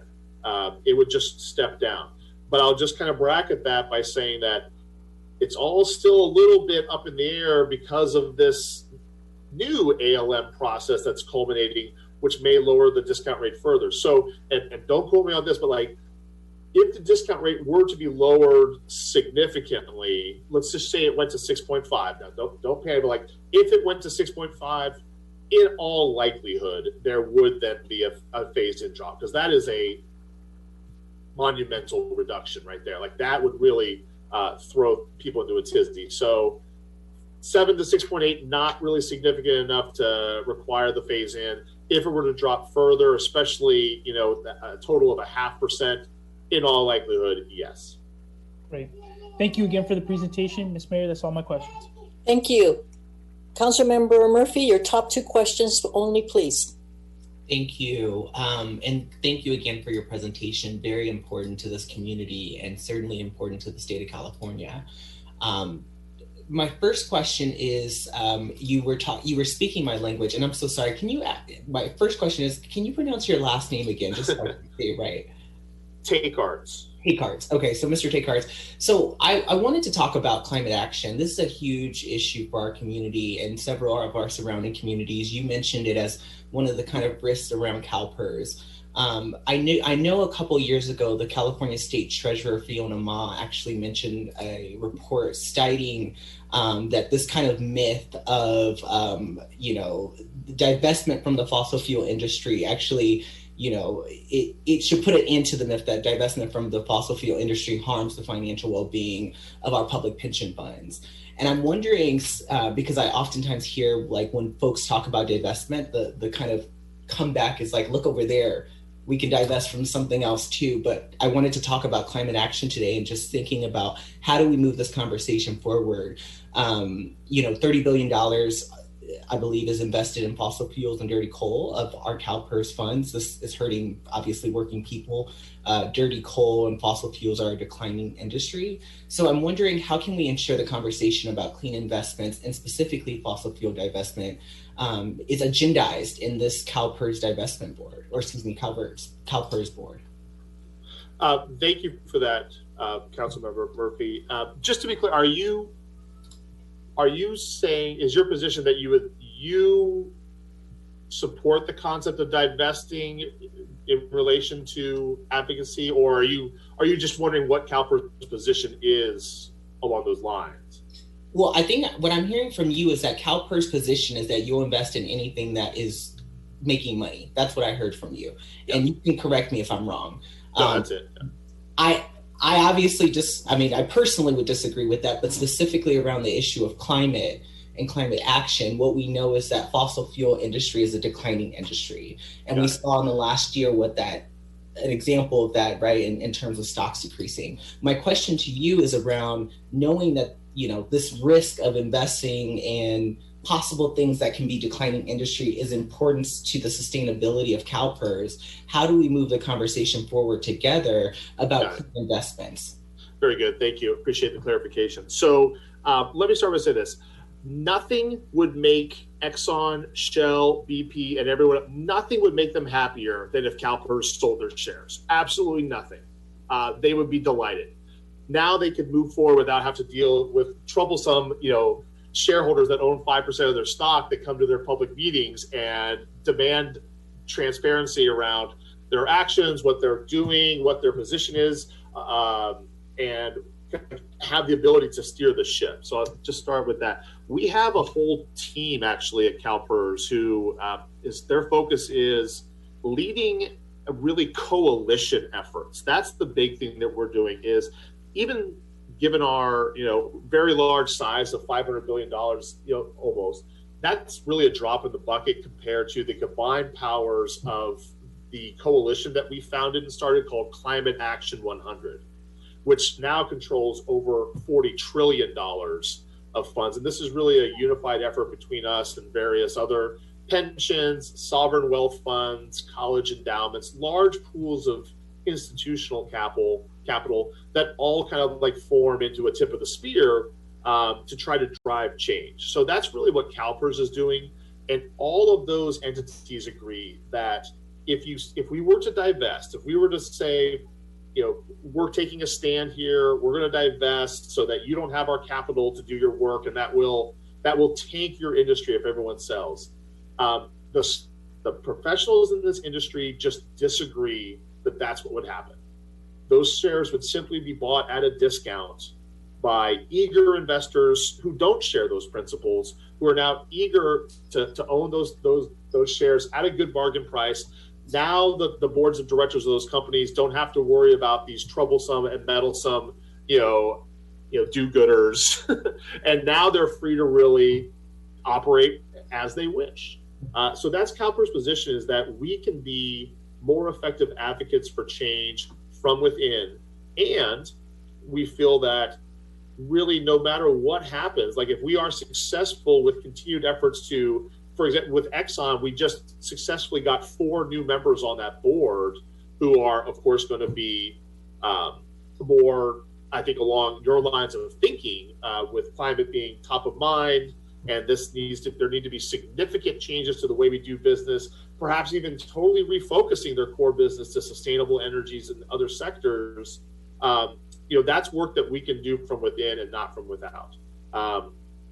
And we'll continue to earn the profits that we need to fund the benefits for the system. Like that's always a piece of the equation that I think is just forgotten, is that CalPERS has a fiduciary obligation to make investments that we think, to make investment decisions with the ability, with paying member benefits as the number one concern.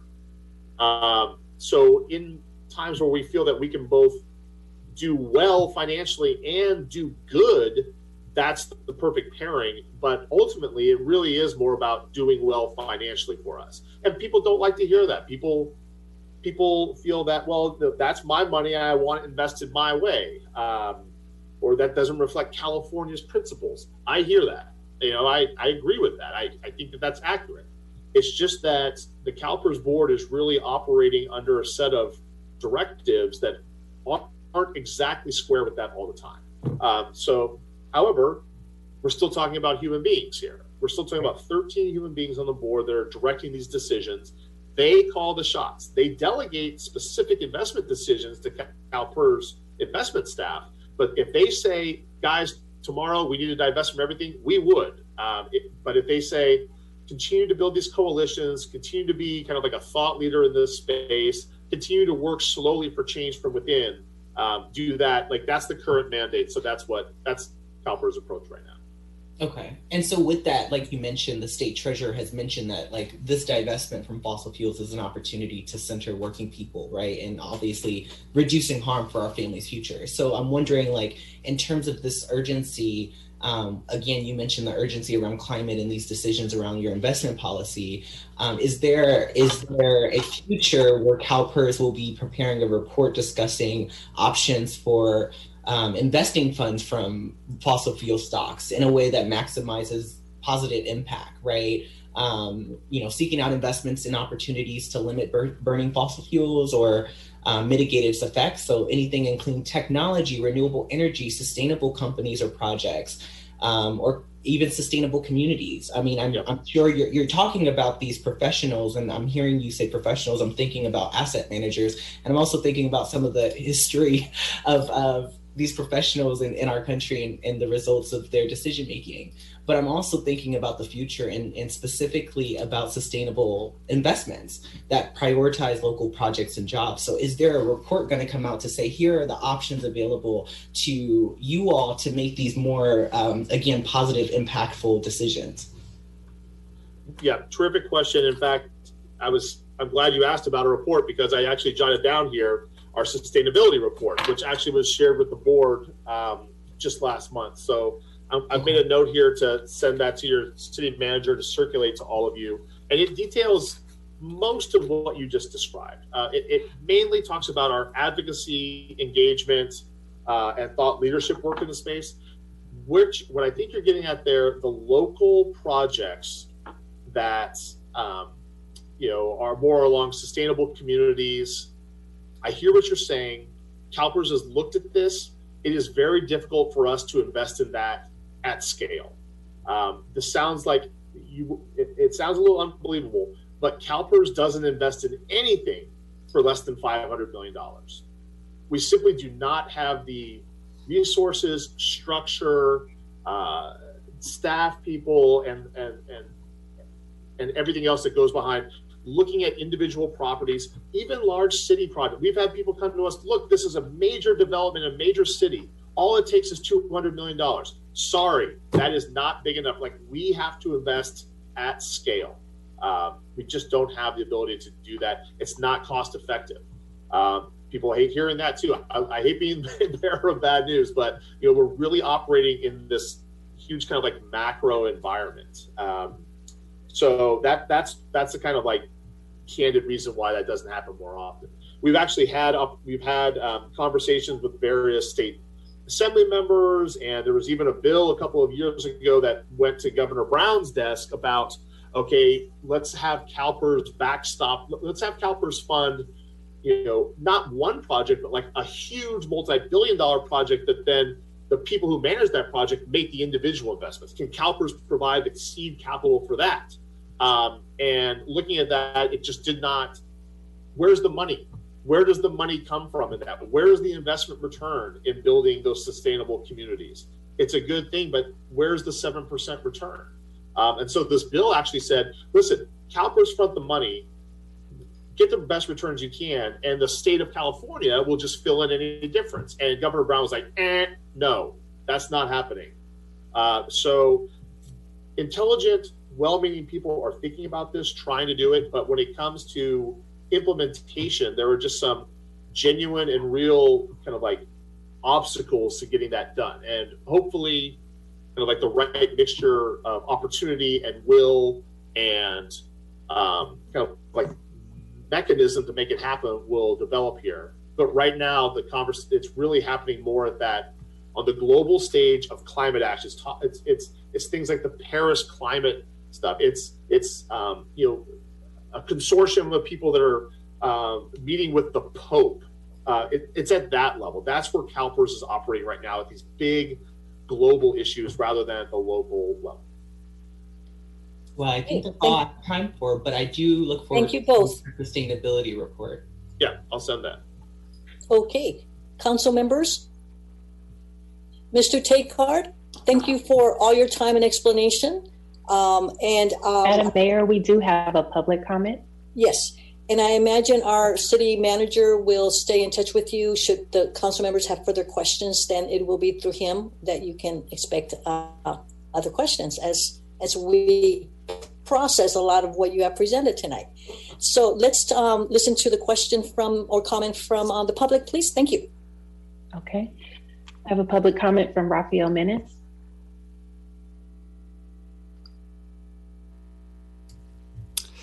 Greetings again. Thanks for your presentation. I'll try to be brief because I know that there's a lot of things we need to go over tonight. First off, I've got questions about some of the charts you presented on slides 11 and 12, and then somewhat later on for the public safety slides, showing significant drops in around 2032, 2033, and then in the revised model years, showing a spike in expected rate in around 2040, 2041. So I was curious as to first, what the pre-existing model was generating that saw that steep drop in required contributions in that year, and secondarily what the new projections were in the model that saw an anticipated rise in contributions needed after that drop point. Second, I noted that you had a fair number of comments about basically various challenges that CalPERS has to face in terms of deciding where to invest its investment dollars and so on and so forth. And that climate was one of those factors, and that raw rate of return was the most important factor. So noting that on a short-term basis, you're often going to be able to get significant returns from fossil fuel companies. Isn't it, I guess, how do you balance the short-term fiduciary benefit of fossil fuel investments with the long-term harm to the climate and the negative impacts on future returns from investing in those companies? I know that you've made the argument that your CalPERS and other organizations are working to influence those companies to move away from fossil fuels slowly over time through an inside track. But is that going to be fast enough? We know that there's going to be significant tipping point effects on the climate if fossil fuel generation is over certain points in the near future. Like if we start making changes 30 years from now, it'll be too late. If CalPERS is remaining invested in order to have influence, is it going to be able to exercise that influence in a time frame that won't lead to reduced future rates of return due to those investments and due to the actions of the companies that, CalPERS is invested in? One of your examples was, CalPERS is invested in timber in Siberia. Will warming climate harm that timber in Siberia by, say, having more pine bark beetles harm the growing of lumber there, like has happened in Canada and led to spikes in lumber prices across the United States and in construction in general? That sort of thing. And that's the limit of my time. So thank you.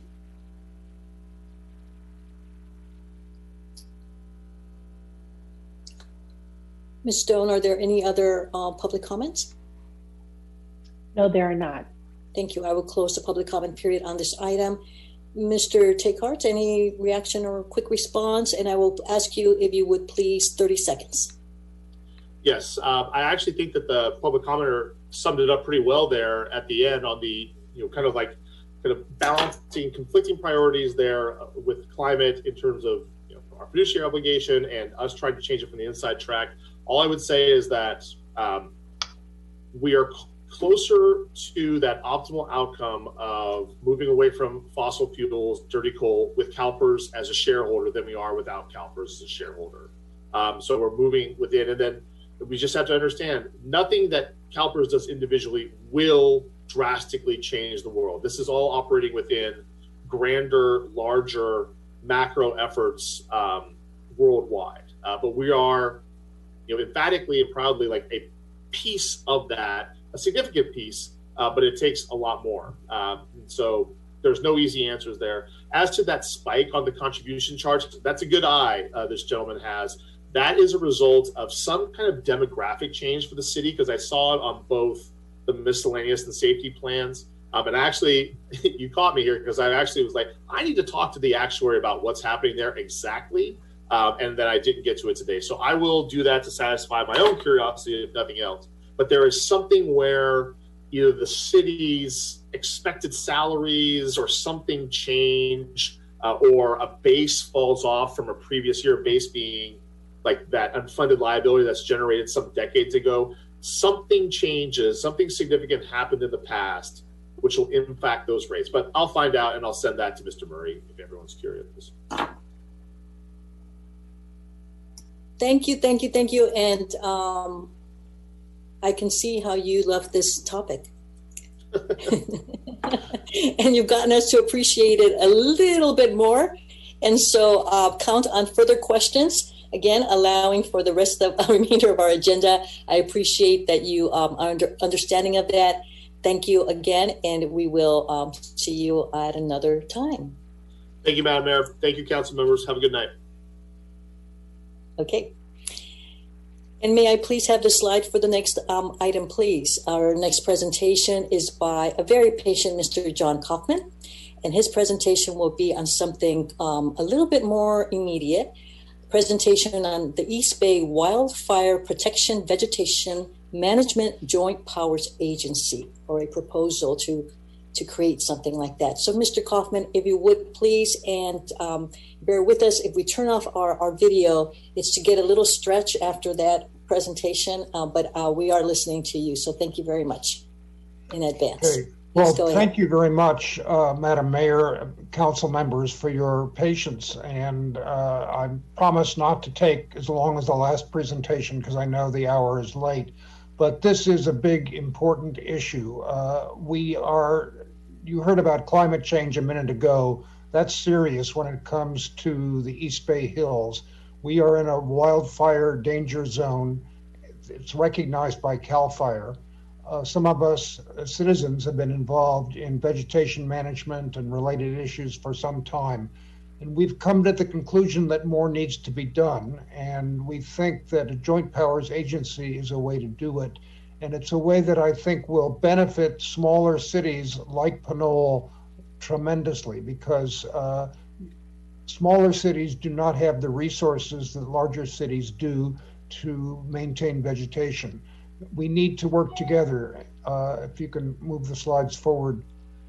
The threat is increasing from climate change. It's a regional issue because wildfire doesn't stop at city boundaries, and the East Bay Hills have been recognized as a wildfire danger zone by CAL FIRE. We need to coordinate our efforts so that if a fire starts in one community, it will not simply blow into the next one. Fires go where the fuel takes it, and fires go where the wind blows it. So it's important that we all work together, and the purpose of a joint powers agency is just that, to coordinate activities and work together. The JPA provisions of the California Government Code were written for this very purpose, to enable communities in a geographic area with like problems to solve them together. And that's what we want to do with the wildfire issue. Next. What would a wildfire joint powers agency do? First of all, it would be able to develop a plan that's a coordinated plan so that we're all working on the same page. And when I say all, I really mean, as you'll see in a map in a few minutes, the area from Pinole and other areas in the North Bay, in the western part of Contra Costa County, all the way down to Fremont. That's in the wildfire danger zone that's in the East Bay Hills that's been defined by CAL FIRE. And the development of a single plan to reduce the risk of wildfire in that region is what we want to do. The JPA could raise money more easily than any individual city could do, and grants are available from the state and from FEMA to do that kind of activity. And there's a new bill in the legislature that's working its way through, AB 9 by Assemblymember Jim Wood, that specifically mentions JPAs as a potential beneficiary of state funds. So we want to be in a position to capture those kinds of grants and use it to reduce the risk of wildfire by removing hazardous vegetation. So in addition to that, we could talk more about defensible space around homes and home hardening. Those are more public education programs to provide information and resources to individual homeowners so that they can do a better job with their own properties. And I think if we manage the programs correctly, we're protecting wildlife habitats, we're removing invasive plants and species that are a wildfire hazard, and we end up doing something for the environment. And by the way, we've gotten an initial grant to get started from the Bay Area Air Quality Management District because they're concerned about wildfire. If you remember last fall, the wildfires up north created a huge smoke hazard here in the Bay Area, and everyone was urged to stay indoors because of smoke. Well, the Air District has given us money because they recognize that we are talking about a way to address those problems. Okay. Next. Here are maps that show the areas that we're concerned about. This is Alameda County. If we move quickly to the next slide, you'll see West Contra Costa County. Next, there we go.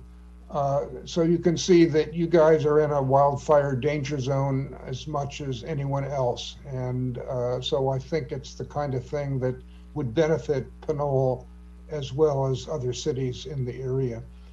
And we've been working for about a year. Move forward to the next slide. These are the jurisdictions that would be involved in a wildfire zone if they want to participate. Obviously, no agency has to be involved. We hope that Pinole would be, because it would be beneficial to you and to everyone else in the area as well. Next. And in addition to the cities, the regional entities and other potential partners would benefit, and we would hope that the JPA eventually would include everyone who is in the area that would need to work together. We all need to work together to reduce the risk of wildfire. We've been working, go ahead to the next slide. We've been working for the past year and a half to put this organization together. I'm co-chair along with Sue Piper from Oakland, and these are the other members of our steering committee. Sue Duncan from your area is very involved, and so is Sohila and Jean Henderson. So West Contra Costa has some good representatives, and this is just our informal steering committee that's been meeting every other week just for the past year to put this organization together. And on the next slide, you'll see that we've been recruiting a number of public officials, and on the next slide, you'll see the organizations that are involved. these are the people and the organizations and the elected officials that have volunteered to support the concept of a JPA. We'd very much like to aim for a gathering, a physical gathering, or at least a virtual gathering of representatives from public agencies and community organizations later this summer to begin planning what a JPA might look like, what it might be, how it might be structured, who might be involved in it, and how it might be funded, what it would do. And once we come together on that, we can draw up an agreement and make the JPA a living legal entity. So that's our plan, that's our goal. We have put together a resolution that we offering to the cities in the area, including Pinole.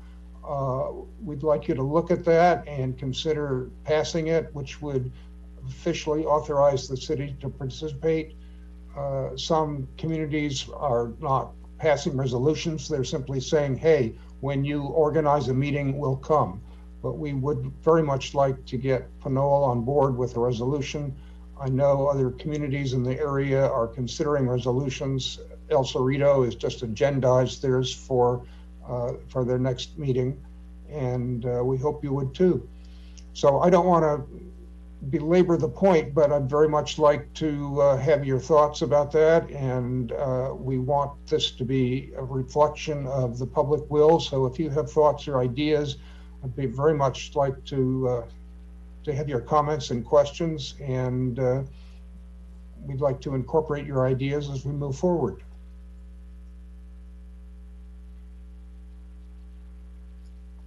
Thank you, Mr. Kaufman. I'm going to turn to council members and for their questions about anything you might have stated in your presentation. I had the benefit of hearing you as well in a previous meeting, so thank you. And then I'll open it up to public comments. So not in any order, but as I'm seeing hands go up, Councilmember Thomas.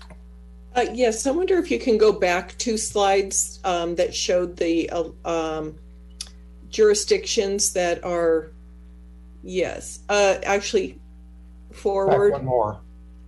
I think forward. Oh, yeah, forward, you're right. That one.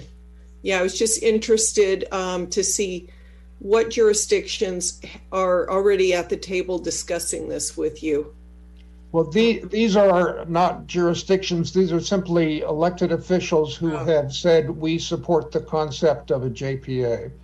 So a number of agencies have said they'd come to the table, and resolutions are now starting to be passed.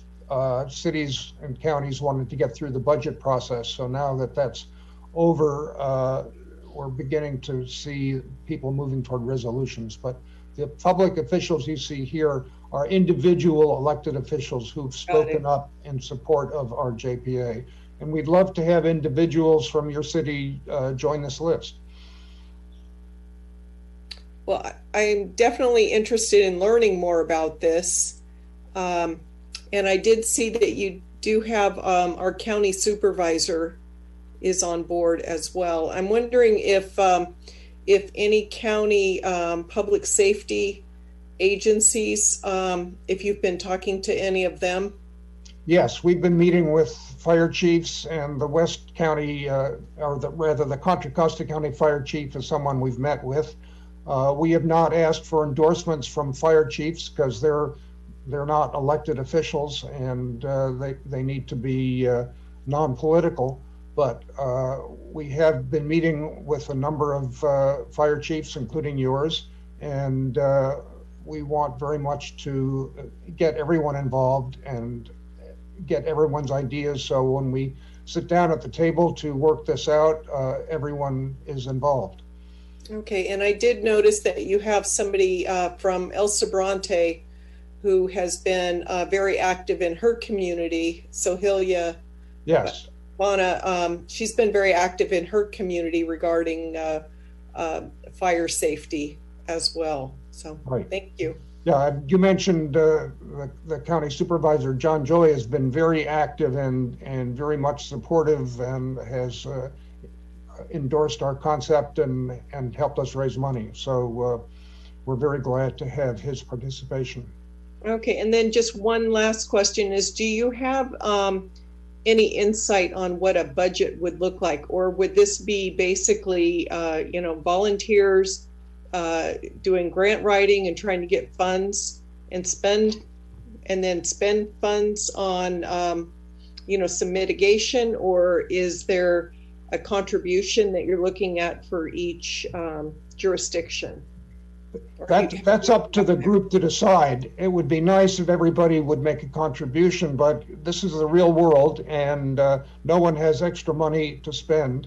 So I think we're looking at grants from the state and from FEMA, and there's the idea also of a parcel tax that could be put on the ballot that would be voted on by the people.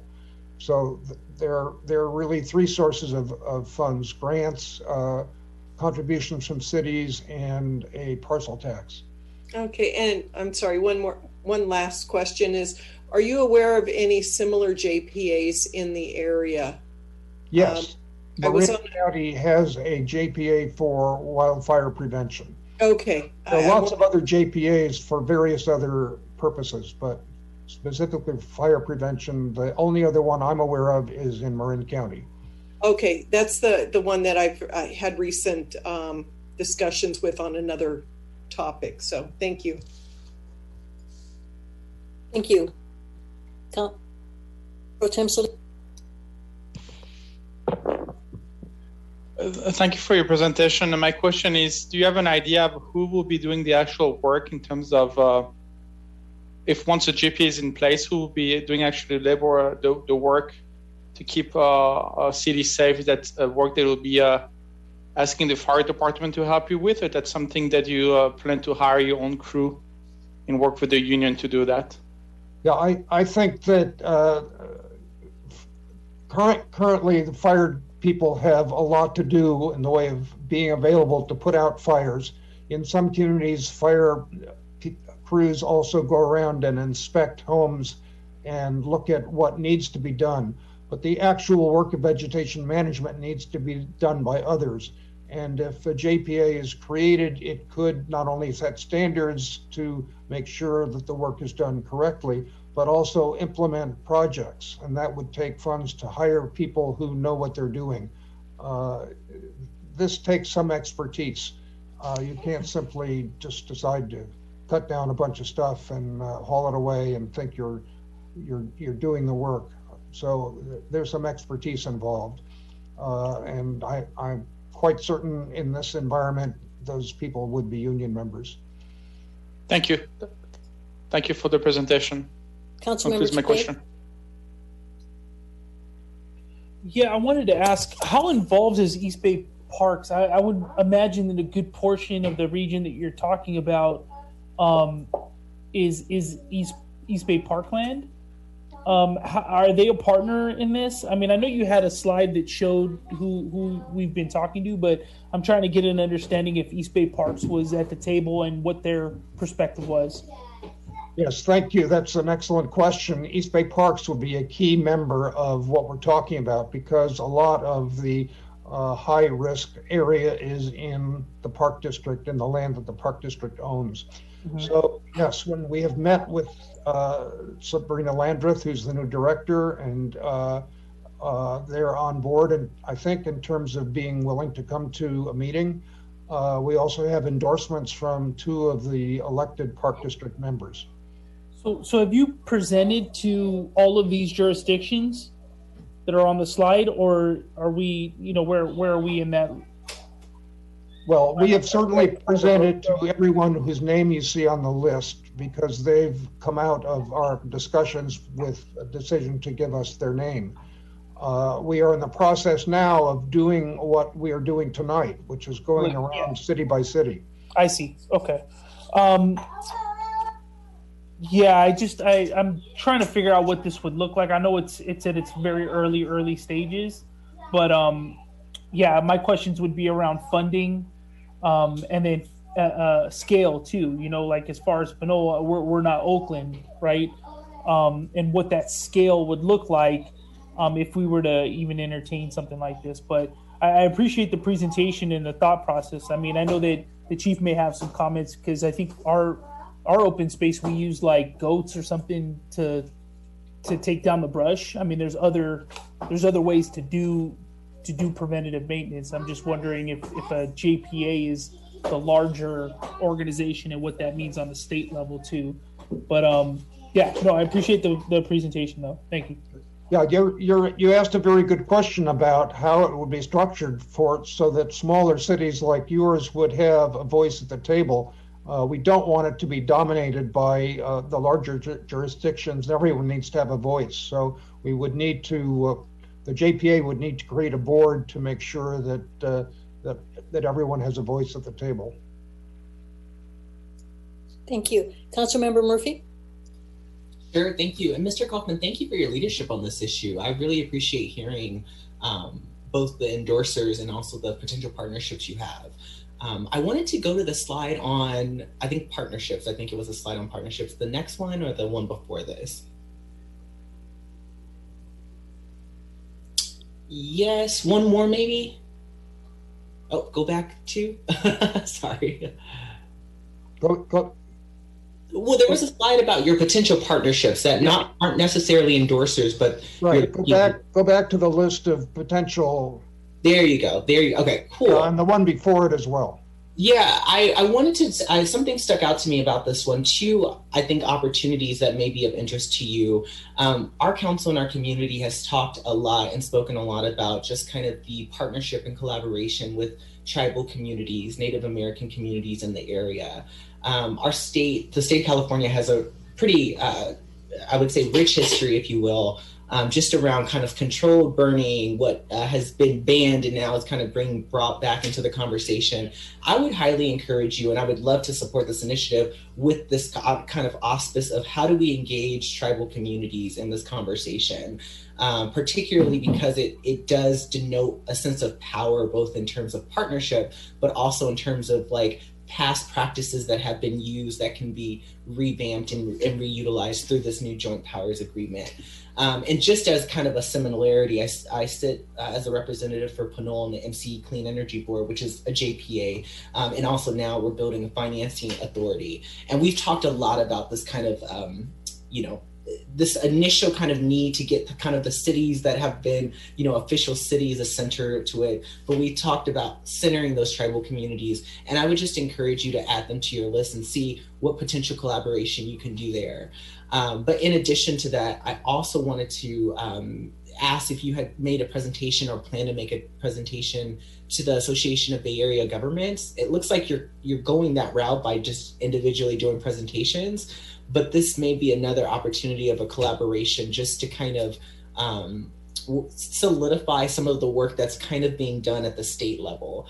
One of which I see kind of similar to this initiative, which is I think Tim Grayson's Senate Assembly Bill 844, which is a green empowerment zone bill. It kind of focuses on creating more joint powers agreements, but also providing more funding for these type of initiatives. And I just wanted to encourage you, if you are so inclined, because this is a great project, but I think it can involve a lot more collaboration to have those two entities as a part of this process. And again, the tribal nations for sure.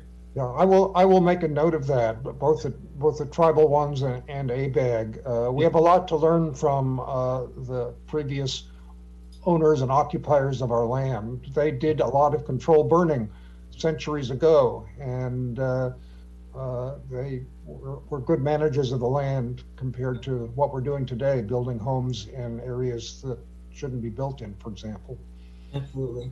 Yeah, and great community builders, which is what a joint powers agreement really is. It's a community. So great work. Thank you. Chief Wynkoop.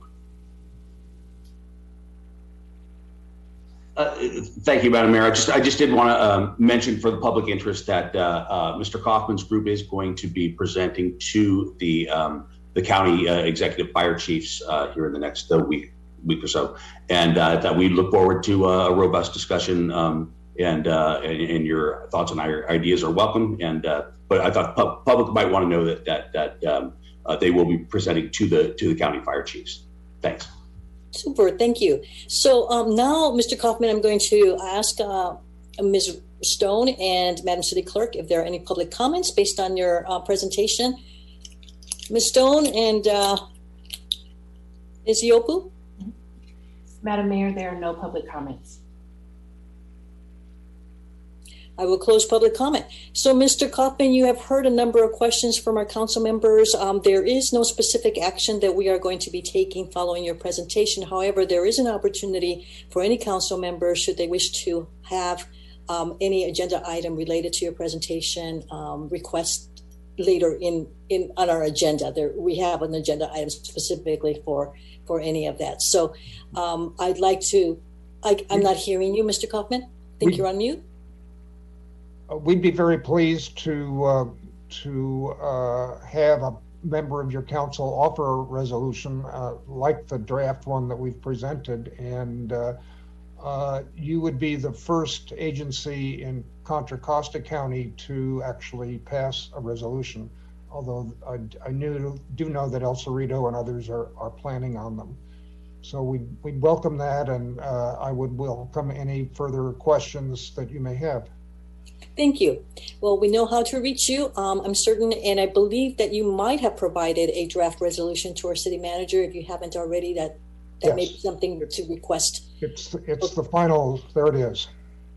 Okay, all right. So we may be taking a closer look at that, and then determining one way or another whether the city of Pinole will have participation, even at this stage in your discussions and planning to eventually formalize this arrangement of a JPA. There we go. Okay, thank you again, and be safe and be well. Thank you. Madam City Clerk, next item on the agenda, please. Okay, so we've got several items on the consent calendar, and I will first turn to see if there are any public comments and then turn to council. Any public comments on any items related to the consent calendar? Yes, Madam Mayor, we have public comments from Rafael Menace. Which item, please? Which matter under consent calendar? I have comments on items 7C and 7E. 7E first because it's faster. I support the council letter and urge the council to support it, though it's a consent calendar item. I assume it will be. With regards to 7C, I noted that the resolution confirming the continued existence of the local emergency also stated that the council planned to have a fuller discussion of the continued need for the emergency today in this meeting. And I recognize the time constraints on the council making that impractical at this meeting, but I was wondering when the council is planning to have that fuller discussion, since the resolution says it's today and it probably isn't going to happen today.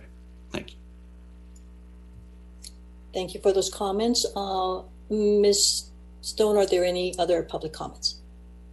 No, there are no more public comments. Thank you. I will close the public comment period on item 7 on our agenda and turn to council. Are there any items that you wish to have staff answer questions about? Councilmember Thomas.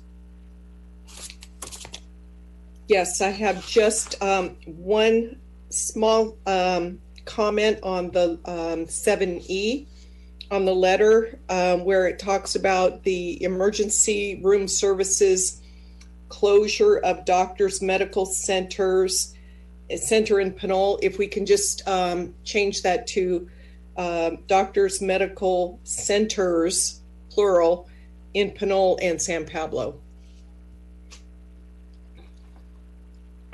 I see staff taking note on that. Thank you very much. Councilmember Murphy? Questions related to any of the matters under consent calendar? Yeah, I was going to mention, I just have a small comment on the letter 7E. And what is your brief comment, please? Question, actually. I was going to say, I noticed that it was a council letter. I was just wondering if we were Like, I would love to have all of our names on it. I feel like it would send a strong message to the Measure X Advisory Board, but I didn't notice our names were on it. That's because as your representative of the city, it's the mayor, I believe that's whose name ordinarily appears on letters like this. Okay, well, it's just a council letter. So and also, I think for you and the public to know, independent of the council, I believe we all have stationery. If you wish to submit your own letter with your name on it, you are welcome to do so. And that would be as a council member. Okay. Thank you. Councilmember Tate? Yeah, I had a question on 7B, just if the staff can give 2 clarifications to some high dollar value or high dollar items. Vendor 2043, NorCal Kenworth, it had 2 dump trucks, and there was a large, another high dollar value. Hold on 1 second. Pardon me, there was some background in the background noise. Can you please repeat which item, which matter under consent calendar? 7B? E as in the warrants. Bravo. Thank you. Yeah. So there's the high dollar. It was like 429,000 for NorCal Kenworth, and there was a higher dollar one. I'm having a hard time finding that I think was like $1 million, and I'm just wondering if staff could just quickly clarify where that came from and why. Thank you. City Manager? Director Miller? I can speak to the Kenworth 400, and I think it's $24,000. That is for the purchase of the 2 sludge hauling trucks. One of which is pictured behind me. We just took delivery on those sludge hauling trucks, so it was time to pay the bill. Those were adopted in the council's approved budget.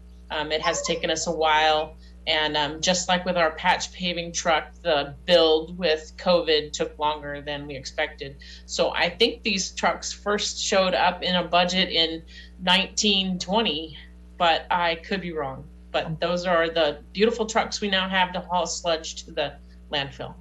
Great. And then the SWRCB, there was like $1 million expenditure there in June 2021. I just wanted to see if you could, or the city manager could just clarify real quick.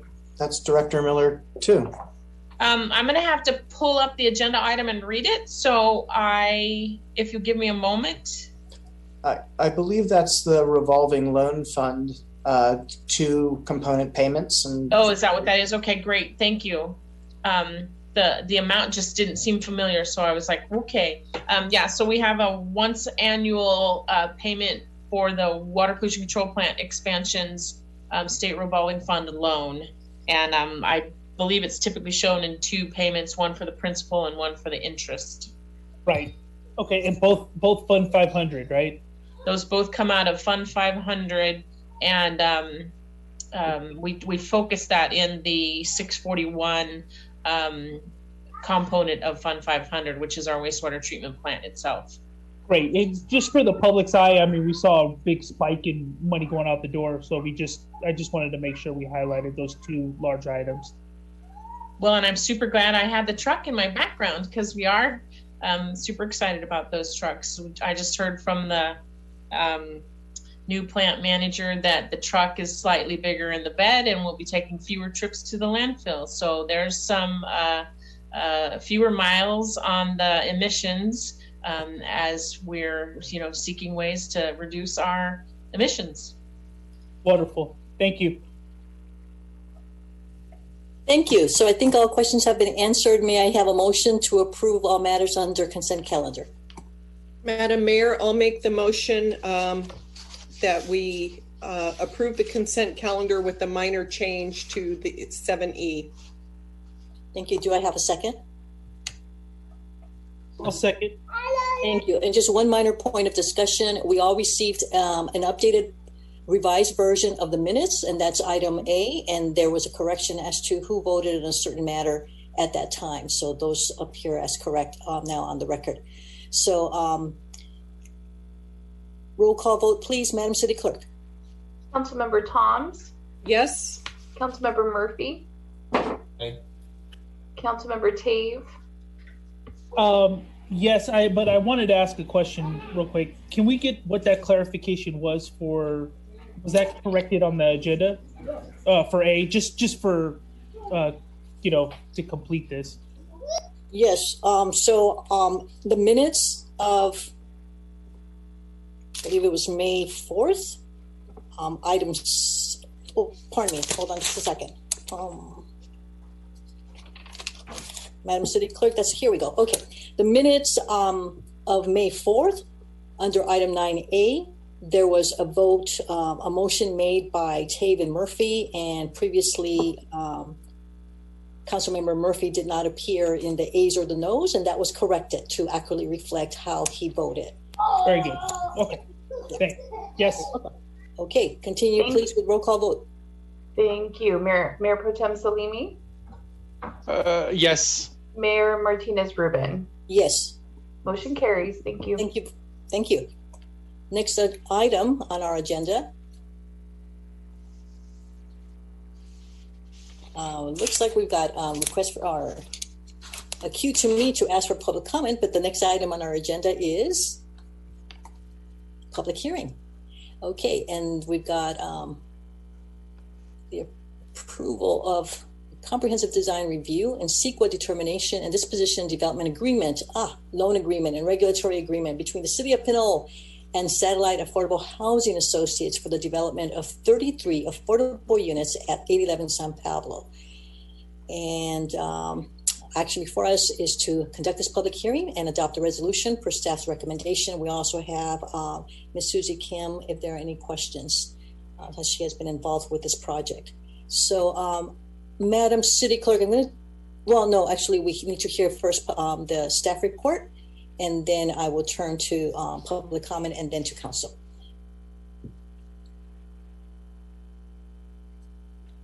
Yes, Mayor, thank you very much for that. I'll be presenting the report tonight. As you mentioned, we do have a couple of people who are here and can speak to any issues that the council may ask. I'll be present. This is going to be a tag team between myself and the planning manager, David Hanham. We do have Susie Kim from RSG, who's been helping us with the development for this agreement.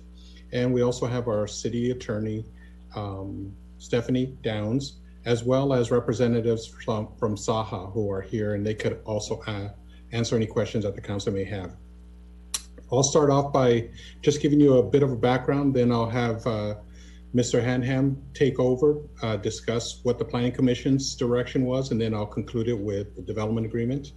By virtue of background, the city does have a piece of property located at 811 San Pablo Avenue, which was a former housing asset, but when the redevelopment agency was dissolved, the city became the housing successor to the former redevelopment agency, and the property was transferred to the city for use of affordable housing.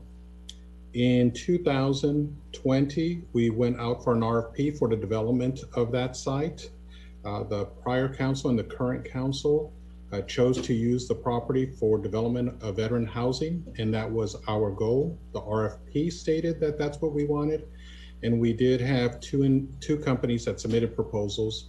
Ultimately, we selected SAHA, which is a satellite. The acronym is for, let me get their name. It's Satellite Affordable Housing Associates. They were selected to move forward with the project. They are proposing a 3-story, 33-unit complex that is affordable housing for veterans located at 811 San Pablo Avenue.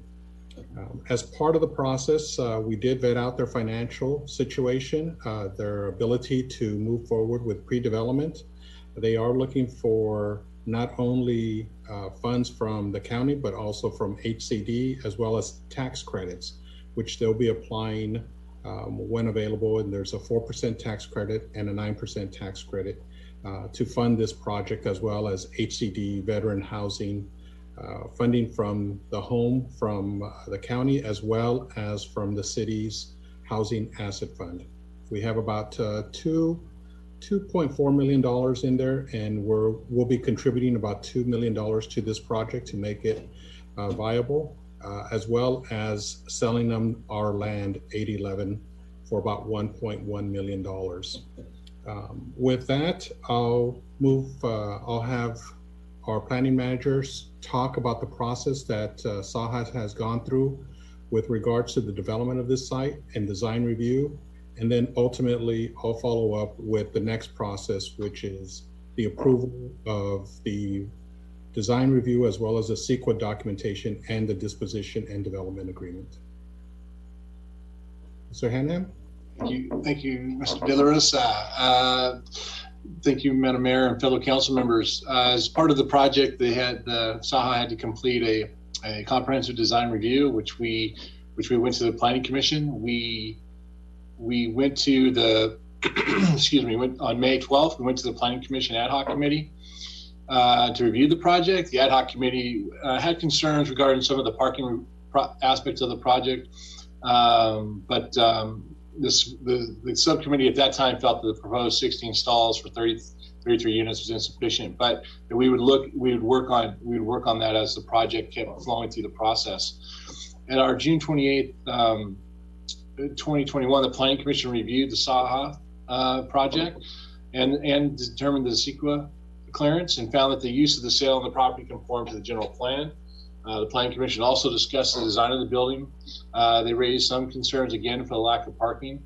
With that, they voted 5-1 with Commissioner Kern voting no to recommend to the City Council approval of the comprehensive design review and the CEQA determination. And they did make a finding of general plan for the DDA and the affordable housing agreement. The one issues that as part of the project was to have the City Council allow for some all compact parking spaces on site. They also recommended that we would work on a more comprehensive plan for San Pablo Avenue corridor, that's going to be later on. Interim Director Laughlin and I will be working on that with the Planning Commission for later meetings. But as of yesterday or today, we did receive a design for additional parking that added another 4 spots on the site, with making for adding a couple more compact spaces, as well as one additional space closer to the building. And so with that, I mean, staff was pretty happy that they were able to get those additional spaces on, and they will. And Michael did, and maybe Michael can talk to this as well. Did a study with SAHA and other projects that they've done throughout the areas, and with the parking ratio of those projects being about 0.5, and those were actual projects that SAHA has done in other parts of the region, other parts of the Bay Area. In this project, by adding those three spots, it actually increases the parking ratio to 0.6, which is a little higher than some of the other projects that they have. So we think what they're doing with the parking, they've done their best with the site that they have, and I think that by improving the site, including those 3 or 4 additional spots, will help alleviate some of the concerns that are in the community. So with that, if there are any questions on that process, I'd be happy to answer them. If not, I'll turn it back over to Mr. De La Rosa and go from there.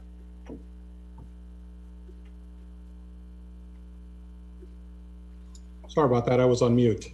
Thank you very much. I guess one of the questions would be, why is the City Council taking action on this item when the Planning Commission has the authority for design review?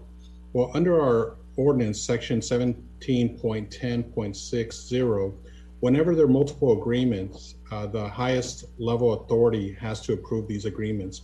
Specifically, this one has a disposition and development agreement, as well as an affordability restriction agreement. And similarly, section 17.32.50D also requires that the council approve the affordable restrictions. So that is why this matter is coming before the City Council for tonight. As Mr. Hanham mentioned, the Planning Commission made a recommendation for approval. So the item is now coming before the City Council for approval. With regards to the development agreement, I do want to make sure that the public understands the difference between a development agreement and disposition and development agreement. Historically, we've come to the council post redevelopment dissolution with development agreements. Those are voluntary agreements that the city enters in with the developer in order for the developer to build some infrastructure. Again, those are voluntary agreements. The developer gets some benefit and the city gets some benefit for having one of those agreements. As an example, when Sprouts was built, we required that they contribute to public art. And so they did contribute about $96,000 to public art fund, which we are holding in abeyance now for future use. A disposition and development agreement is slightly different in that a disposition and development agreement is more used historically when the city is selling a piece of property. And in this case, the city is selling a piece of property to Saha under a purchase note. In addition to that, we're also providing Saha with a loan in the amount of $2 million. Both of these items are to be repaid to the city through residual receipts. And residual receipts are basically any money that's left over after paying expenses for the project. If there are no funds, then no payment is made. But if there are funds, payments are made. And this is a 55-year agreement. So with that, I'll get into some of the deal points that are set out in the development agreement. And again, I'll be happy to answer any questions. First of all, the close of escrow. We will not close escrow until 180 to 190 days after the developer receives a tax credit for either 9% or 4%. Depending on when they apply, there's multiple funding years, so you can apply 1 year, or maybe even if you're not eligible, you can apply a second time in the next coming year. But the development agreement is a long-term agreement. We have provisions in there that allow Saha up till 2024 in order to get tax credits. So this development is not something that's going to be built immediately, but is going to be funded through federal and state funds. So upon receipt of those, they'll start moving forward. With regards to Section 2.2A, as I mentioned, it does allow Saha until December 31st, 2024 to receive the allocation of tax credits. And then thereafter, if they don't receive it, we can discuss the termination of the agreement or maybe modification of the agreement to allow for a longer period of time. Saha can, if the council chooses, Saha can talk to the tax credits and the process for that and the benefits of that. Section 3.1, which is something new and which was requested of a council member, or at least inquired of a council member, is that the project be all electrical. Saha has agreed that all the appliances, including the heating, cooling, and water heating and clothes dryers, will all be electrical for this project. So that will reduce gas use. And I think that's important. They've done it in other projects, and it's great that they're doing it in our community also. Maybe this is a start of something to come for future developments. Section 4.8D does require Saha to enter into an affordability agreement. It's for 55 years. The units are restricted. Keep in mind that we can only allow, we're only allowed to require a certain number of units be affordable, but through the tax credits and also through the other funding sources that they're getting, all the units will be restricted for a period of 55 years. I mentioned Section 5.1. I mentioned about the city selling the property for $1.1 million. Section 5.2 talks about the $2 million loan. Section 5.3 talks about the residual receipts. And Section 7.2 basically states that Saha cannot sell or transfer the project until it's developed. I think this is, the council entered into agreement with Saha based on their experience, based on the development of other projects, and we felt that it was important that they be the project proponent. And typically Saha does develop their own projects and manages their own projects, and that's what they're planning to do here. These are just the highlights of the provisions of the development agreement. The development agreement is multi-pages, has a lot of other legalese questions. So we've tailored our responses in the staff report just to focus on the major items that we felt were important for the council. And with that, I'll be happy to answer any questions that the council may have and or any other members who are here.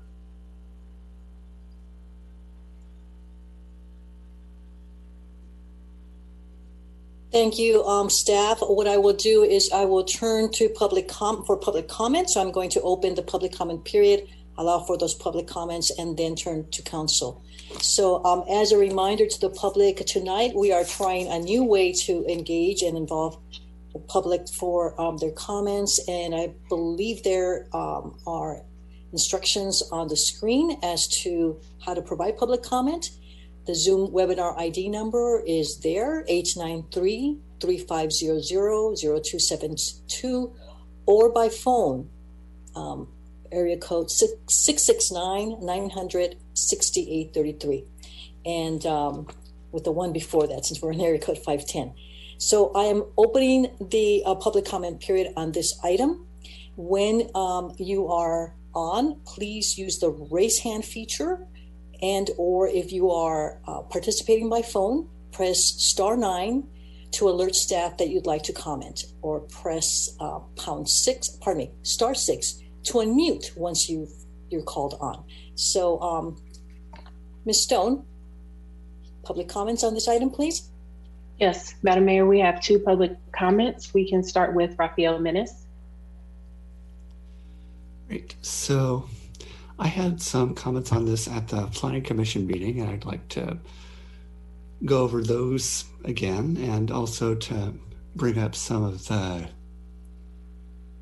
perhaps points that the Planning Commission had that maybe didn't come up in the presentation. So first, the Planning Commission's points. I know that one of the major concerns of the Commission was with regards to parking.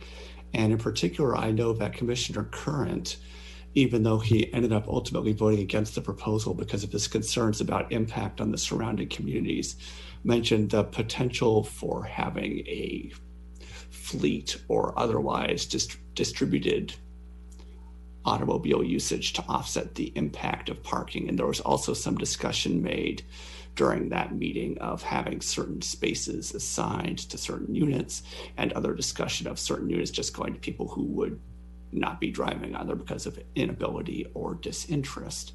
So I'm curious to know if there was any development on any of those fronts since the Planning Commission meeting.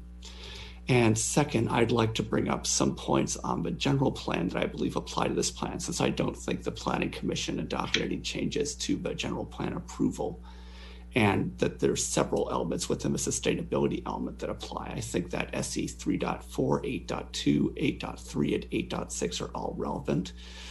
That reduce 3.4 is reduce greenhouse gas emissions by reducing vehicle miles traveled and by increasing or encouraging the use of alternative fuels and transportation technologies. 8.2 says encourage development of a planning and zoning strategy to absorb all new growth of a city in areas that achieve transit supportive densities through strategic development controls. 8.3 says encourage housing opportunities for all income levels to ensure that workers in Pinole can live in the city and reduce the need for outbound commuting for employment. And 8.6 says establish parking policies and requirements that capture the true cost of private vehicle use and support alternative modes of transportation. So I think that this project meets all of those conditions within the general plan. It would be a substantial improvement because of that. And that it in part meets those conditions because of the limited number of parking spaces that it has, and therefore the de facto reliance on public transit. I know that several members on the Planning Commission stated that currently the public transit access to that location is inadequate due to WestCat closures due to the pandemic, as well as overall limited public transit access. But if this is only getting started in 2024, I believe that's sufficient time for the council as part of the WestCat board to make adjustments. And finally, I know that Commissioner Current sought a permit process for nearby roads that were impacted by parking issues. Thank you.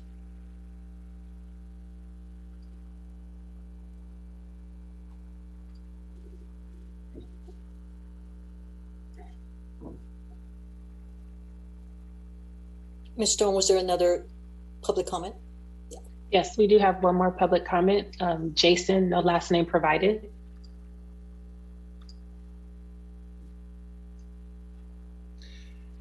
Hello, can you hear me okay? Yes. Okay, thank you. Frankly put, the 800-pound gorilla is the parking. The parking, even with the additional 4 spaces that have been found, is woefully inadequate for this project. There are too many people in too small of a parcel. They're trying to do too much with the land. It's going to spill over in a meadow, which are extremely narrow streets. You present a problem with overflow into an area that's already at capacity. You're not going to be able to get fire trucks through. It is a safety hazard for the area. Also, it doesn't meet the surrounding area as far as the look and blending in with the surrounding neighborhood. It's a 50-foot monstrosity in an area with, at most, 2-story homes, most of them 1-story homes. It's just going to tower over everything. There's no consideration for the neighborhood. There's no consideration for their views, their solar, their parking. None of this is being addressed. And there's been some talk, but no action. The high quality transit corridor that is an excuse for the considerations that that SAHA is asking for is a non-existent thing at this time. So that's not even a reasonable request. They're going from 58 spaces down to 37, and now they're requesting another 21 in reduction as a consideration, which is, where are you going to put those people? There's no place to put the people. You've got too high of a building, not enough parking on too small a parcel. It needs to be reduced. There was a suggestion brought up about possibly a possible solution of having permit-only parking for the Meadow neighborhood. I'm concerned that while that might be possible, you're gonna have a problem with, like, if we ever want guests here, do we have to give them permits? And are we gonna be forced to pay for such permits to park in our own neighborhood, which seems completely unreasonable to put on the residents who are here, who pay property taxes for a new development. It's just too much for too small of a parcel. Thank you.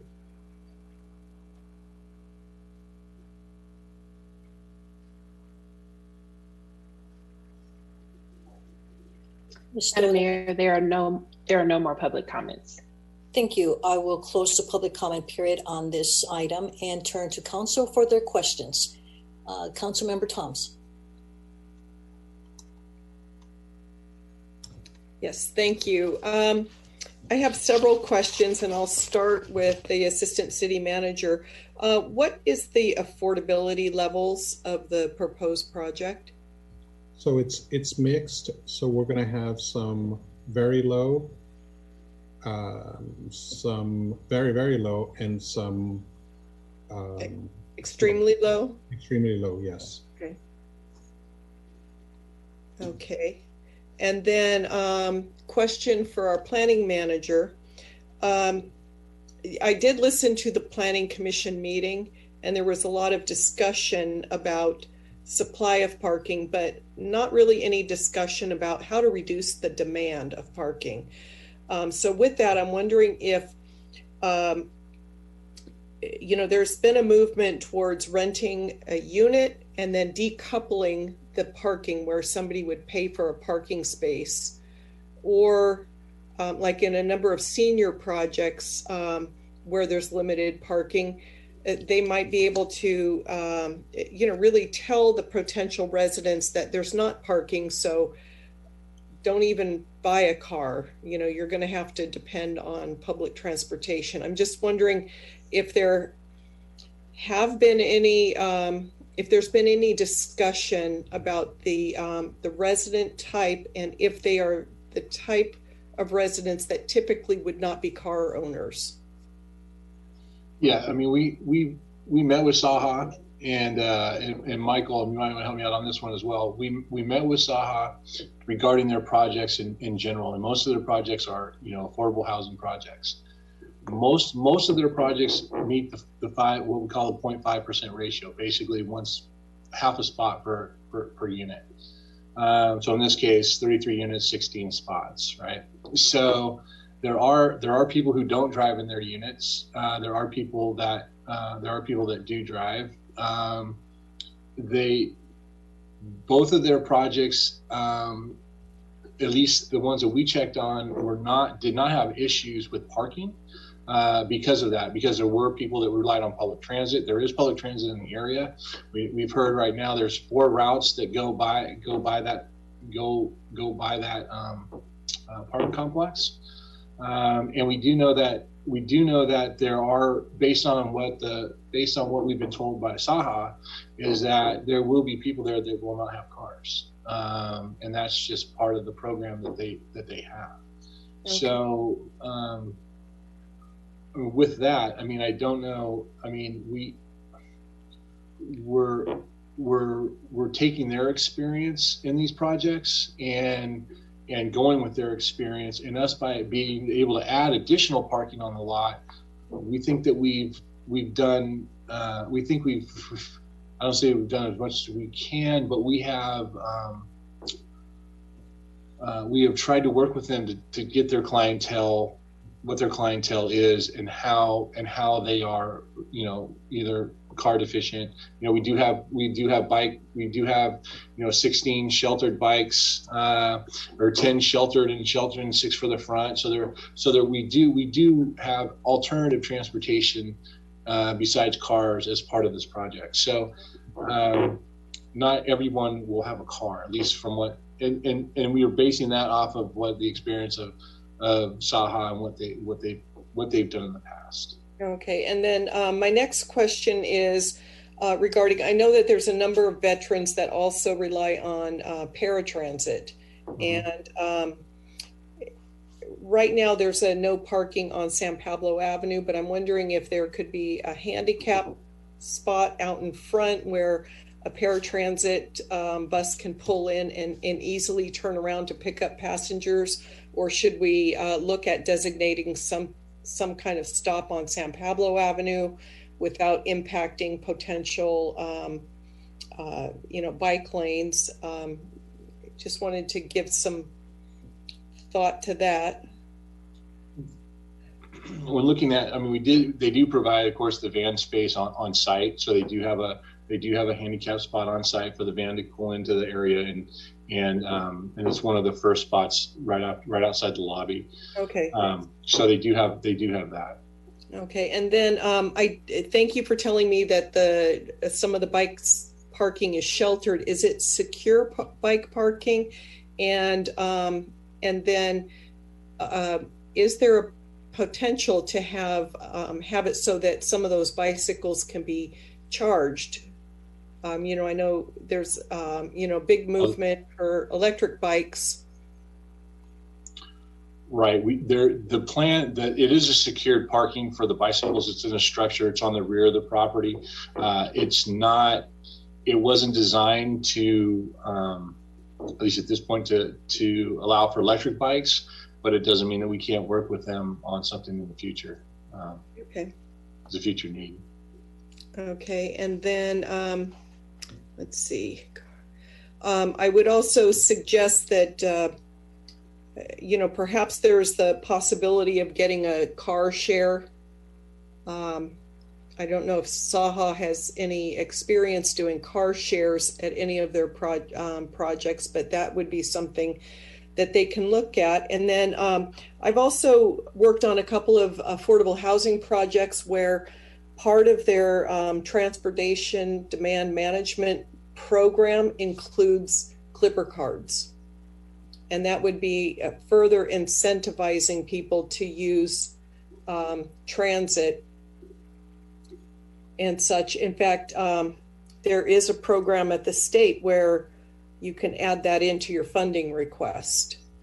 I think it's the Affordable Housing and Sustainable Communities program that allows for that. So I would think that, if there's a condition on the design that includes having them provide a transportation demand management plan to staff, and that way they can give some thought to some of the measures that would reduce parking demand.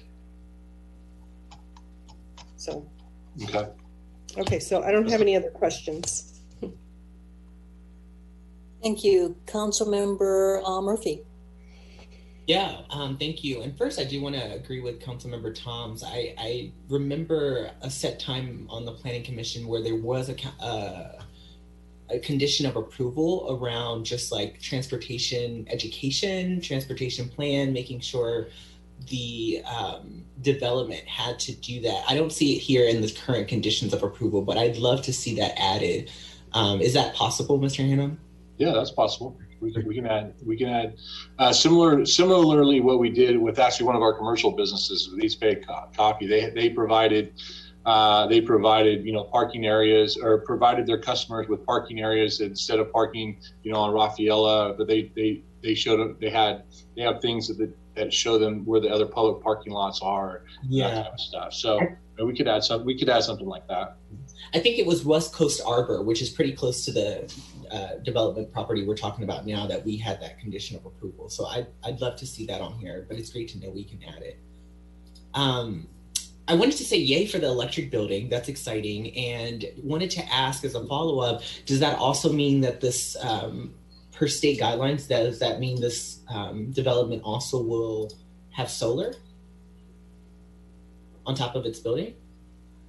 We did not require solar, but we could ask Saha. There's a representative here. Maybe they could speak to whether or not they could accommodate solar.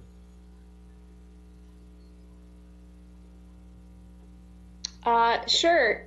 Hi, Hector. This is Eve Stewart with Saha. Can you guys hear me okay? Yes. Yeah, so part of our development kind of standard is to include solar at our buildings. I'm being just a tiny bit hesitant because we've really benefited from state rebate programs the last many years that help us with the feasibility of including those systems, but there isn't a development we've done in the past 5 years that doesn't have rooftop solar.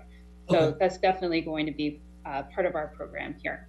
Got it. And I'm so sorry. Hi, Ms. Stewart. Thank you for your answer on that question. I guess my question is actually just around just the general state law. I thought any new building had to include solar in it. We are required to be solar ready. So we put in the basic infrastructure, but we are not required under state law to actually put the system on the roof. Okay, great. And I think that would be awesome if you can add it. I also know there are opportunities of CPUC helping out with that too. I think they have another tax credit or another tax program that they can help with. So 16 parking stations, awesome. Great to know that there's some investment in parking. I also do, want to reiterate some of the points I heard before around just like this transition away from, one-to-one, us as thinking about cars. But I also do want to mention that I didn't notice any electric vehicle charging stations. And as we kind of transition away from gas powered, I was wondering if there's an opportunity here to ensure that a set number, a ratio of those open parking spots are set for electric vehicle charging stations. We do, under the current site plan, have two parking spaces designated for EV charging. So there's a standard space and also an ADA accessible space. Okay, great. I didn't notice that in the plan, so thank you for confirming that. I do know that because it's a multi-residential property too, it's kind of hard to, the single housing is pretty simple, but multi-unit. Is there potential to add a couple more?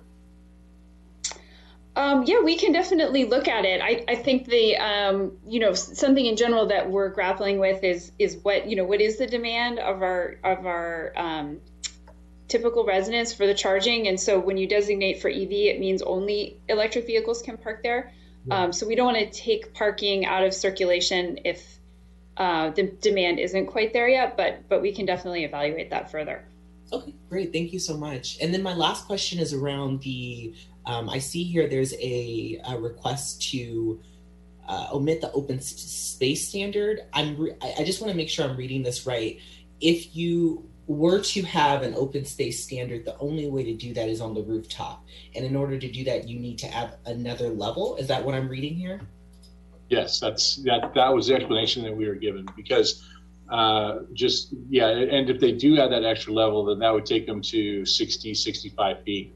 which would require use permits and would require additional permits from SAHA. So as part of the housing density bonus law, that was one of the concessions that they asked for. So and so that was reasonable at that point, because they are providing a garden or a community garden in their area, as well as other outdoor spaces where the residents can enjoy just open space on the property.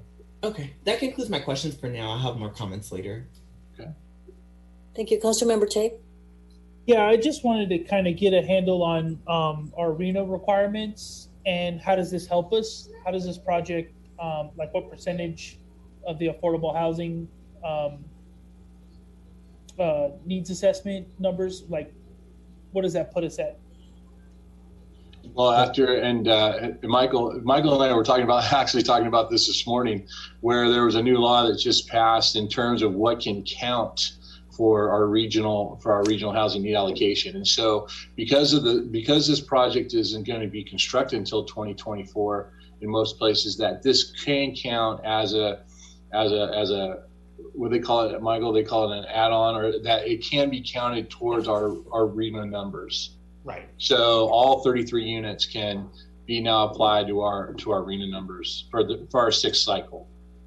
Right. So what's the total goal for the RENA number, like our assessment?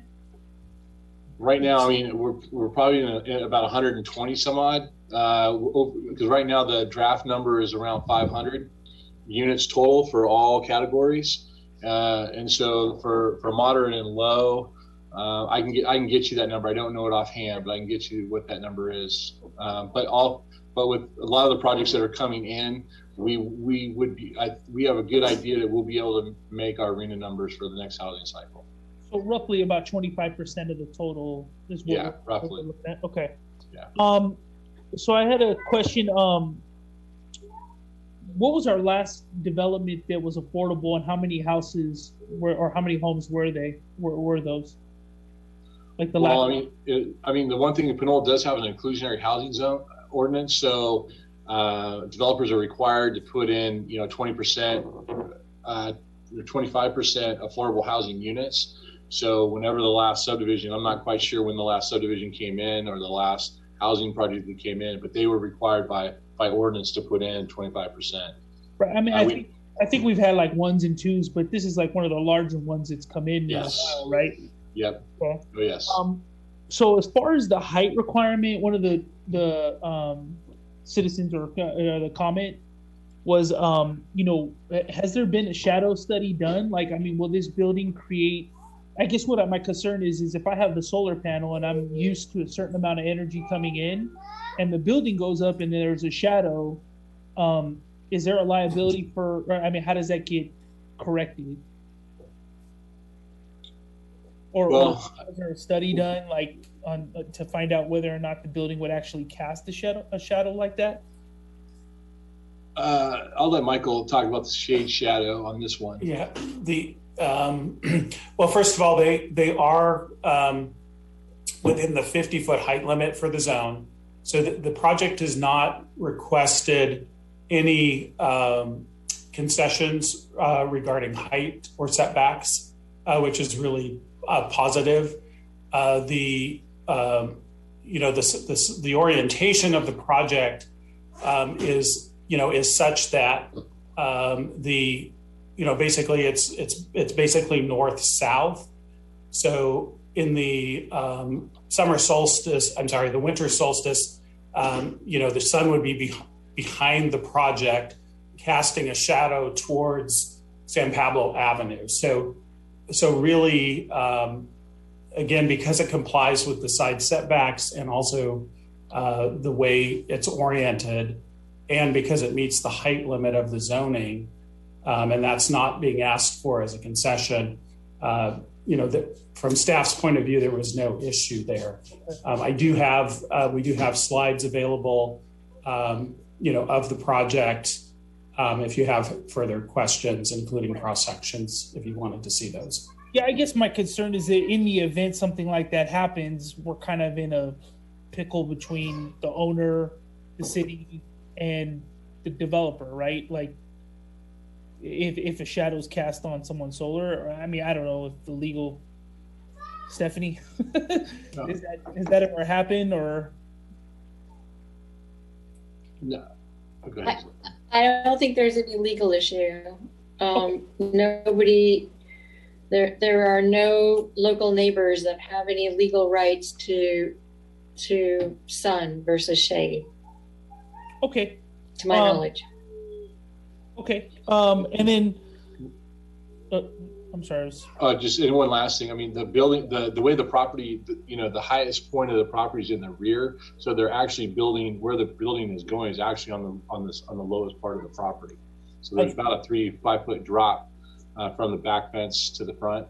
Maybe it's about 5 to 6 foot drop. So they're even a little lower than what they could be if they had built it up. If they built it up from the finished grade, so they're actually a little below. Okay. And then I wanted to ask how much of the parking is on the site? Are all 16 parking stalls on the site? And was there any consideration to parking stackers to try to increase the volume of parking stalls? All the stalls are on site, and even the additional 4 or 5 the additional 3 that they were able to get on. So all the parking is on site. There was no consideration of parking stackers.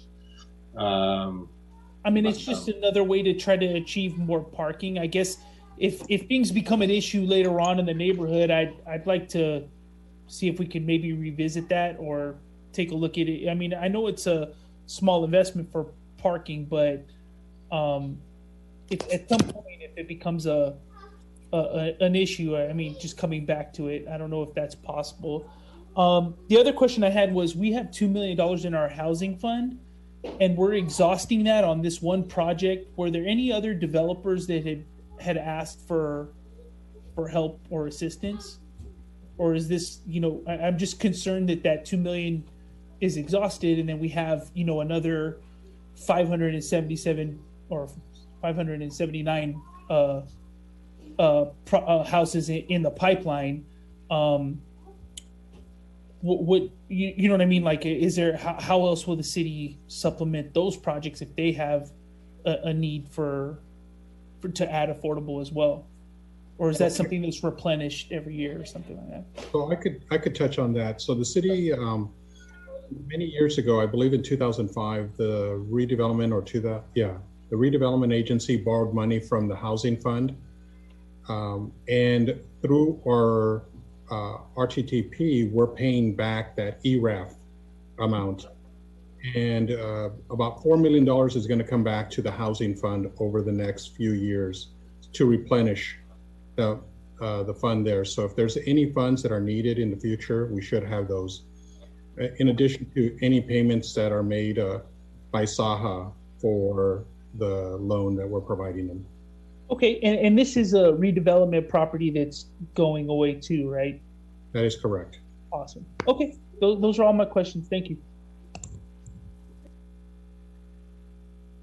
Thank you. I have a couple of questions. One of them stems from one of the public comments, and if we can have Chief Wynkoop comment on this, because I don't want us to leave having the public and us think that there was, quote, no consideration on some of the things that were mentioned. We've already talked about parking a bit, and some council members have made some suggestions as to what additional considerations could be made, including the inclusion of a transportation demand management plan, so that Saha or the managers of the site eventually can put a little bit more thought about reducing demand and increasing use of transit. But the one matter that was mentioned in public comment was, should there be, and if there is, additional parking spilling over on a residential street right now? We know that residential streets are not the property of any owner, even though we like to believe that we can have parking right outside of our own homes. It is the public's. And so the comment has to do with safety. If indeed there is enough room by fire trucks, etc., or emergency vehicles to turn around on that street. Metal was mentioned. If anyone looked into that, I believe one of the conditions of approval has to includes the assessment by our fire department or someone associated with it to determine if there are any safety issues. Chief, can you comment on that, please? Real briefly, I would have to look at the entire plan. So if I could have a, can I get back to council after taking a good look at it, and so I can just give you a better educated opinion on that? Absolutely, yes, thank you. The other comment that was made, I'm not sure we've talked about it, is the matter of compatibility. I believe that we're interested in compatibility and the character of surrounding buildings whenever there's a new development that occurs or is planned. Saha and others, planning staff, can you please comment as to what was discussed related to the compatibility of the structure in that area relative to surrounding buildings? I'm happy to say a few words, and then other folks can chime in. But we approached the development, with a lot of thought and consideration. We wanted to stay within the zoning parameters as much as possible. So one thing that we kind of decided right away was not to exceed the height limit or setbacks, which you've heard. And then, we are looking for a couple of concessions under the density bonus law regarding the amount of open space and parking. But generally, we had really positive feedback from folks who attended our online open house, as well as the Planning Commission, about the overall design of the building. I don't know if you've had a chance to see it, but it's just a very nice massing. It's a little bit contemporary, but it's not too modern. We have a nice street presence it has a somewhat commercial looking front to kind of fit in with the rest of the commercial character along the avenue. And then the building steps back on the upper story, so that we're kind of moving the massing away from the public realm and toward the back of the site. So overall, we heard just very positive things about the overall design and character of the building. And we did have a lot of discussion about the number of parking spaces. That helps. I mean, I'm sorry, was there other additional comment? No, sorry, Mayor, I was going to make a comment, and perhaps Chief Wynkoop can jump in as well regarding that matter raised regarding parking and emergency vehicle access. So I will note that I don't think the developer necessarily agrees, based on their experience, that there's going to be a lot of need for overflow parking onto adjacent residential areas, because that's not their lived experience with the clientele that they're expecting to occupy this space. But even if it were, and Chief Wynkoop, please jump in if you will. I hate to put you on the spot, but this is a discussion of the approval of the project tonight. So want to provide council and the public with all the information we can. In the event that there is some parking that happens on the adjacent residential streets, including Meadow, there's already residential parking that happens along the curb there. And so unless we're assuming that the people who are going to be parking there are going to be illegally double parked, as long as they're parking in normal spaces along the curb, I'm not sure how that would exacerbate any safety access issues to those neighborhoods. There are already people who are parking along the curb. If you have additional folks who are illegally parked there, it doesn't seem that would restrict the access for emergency vehicles. So, Chief White, do you have any thoughts? Sure. Yeah, I would say that's absolutely a fair statement. That it would not impede the emergency vehicle access. Thank you both. Yeah, I just didn't want to leave that statement hanging. Having public or council believe that indeed there has not been any consideration with regard to how this new development would fit with relative to the other structures, and also that there has been some consideration with regard to safety. It is definitely something that if it's not directly our Chief Wynkoop here, and I also did not mean to put you on the spot, Chief. I just wanted to get a sense of whether at any time staff would consider either assessing for safety reasons and or following up if should the situation result that way, that it'd be a problem safety-wise. And I think the answer is yes, we always consider that. So very quickly, Ms. Stewart, the image that appears on your slide set that's the 3-story building that I'm looking at. What comes to mind, having had a recent experience of not sheltering in place, required due to COVID, et cetera. But even absent COVID or any public health concern that might limit us from leaving our homes, what comes to mind is the access to some private, and perhaps I'm not using the terms correctly, but access to some open, unroofed area where someone can step outside of their fully enclosed space, living space, just for sake of wanting to be outside without necessarily having to go beyond their own home. So yes, we have about 15 parks in the city of Pinole. Yes, down the street, we have a bay trail with some beautiful views overlooking the bay. Yes, there are opportunities to walk down San Pablo. But there's personal value to having access to some spot in one's home where we're not just indoors all the time.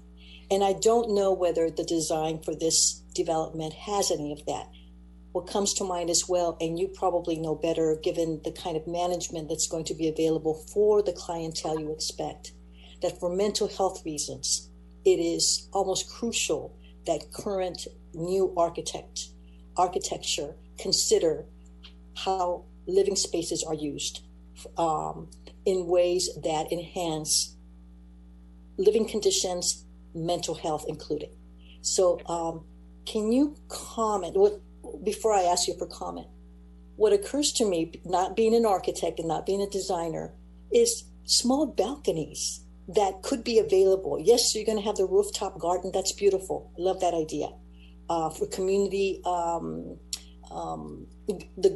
sense of community building and just another open space. But again, back to the individual areas where one can be outdoors. I don't see that in this design. Is there any possibility for those to be created for the residents of this structure? Yeah, I mean, I really appreciate what you're saying. And I think that, as we've all seen over the last year and a half, how important it is to have access to the outdoors. When it comes to the individual balconies, we struggle with them, and we did not include them at this development for a few reasons. One, it adds a lot of cost to the building. And again, because we're serving extremely low income households, some who are disabled, we need to keep our development costs down as much as we can so that the rents can stay extremely affordable for minimum 55 years. The other thing is we definitely like to avoid a situation where some apartments get a private balcony and some don't. So unless we could create them for all of them, we really prefer not to do them. And then lastly, sometimes those balconies can be a little bit of a management challenge because people will store things out on them, which are not always attractive. And then, we're spending a lot of time and kind of nagging people to keep their balconies clean. And sometimes it becomes a problem for neighbors and other people in the community. And we just don't want to set up, our building, our residents, our staff for that kind of tension. So those were the reasons that we didn't include private balconies.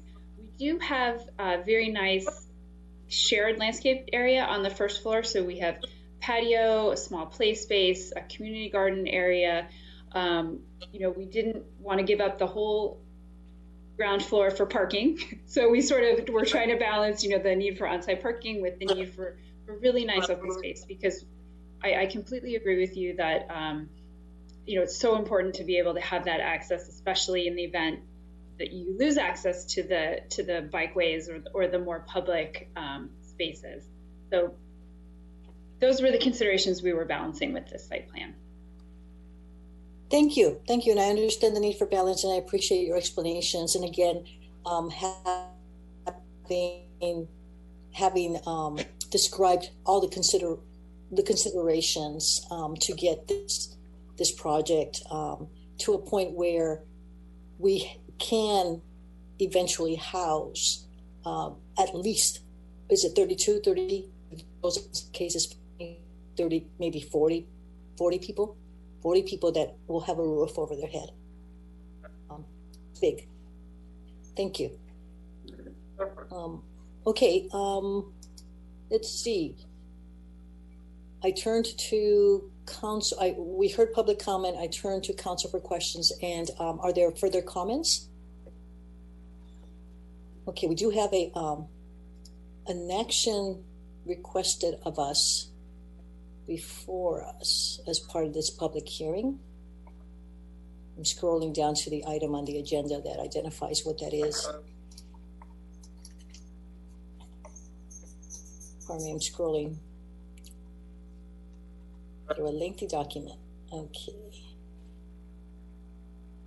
Okay, so the action before us is conducting this public hearing and adopting a resolution for staff recommendation.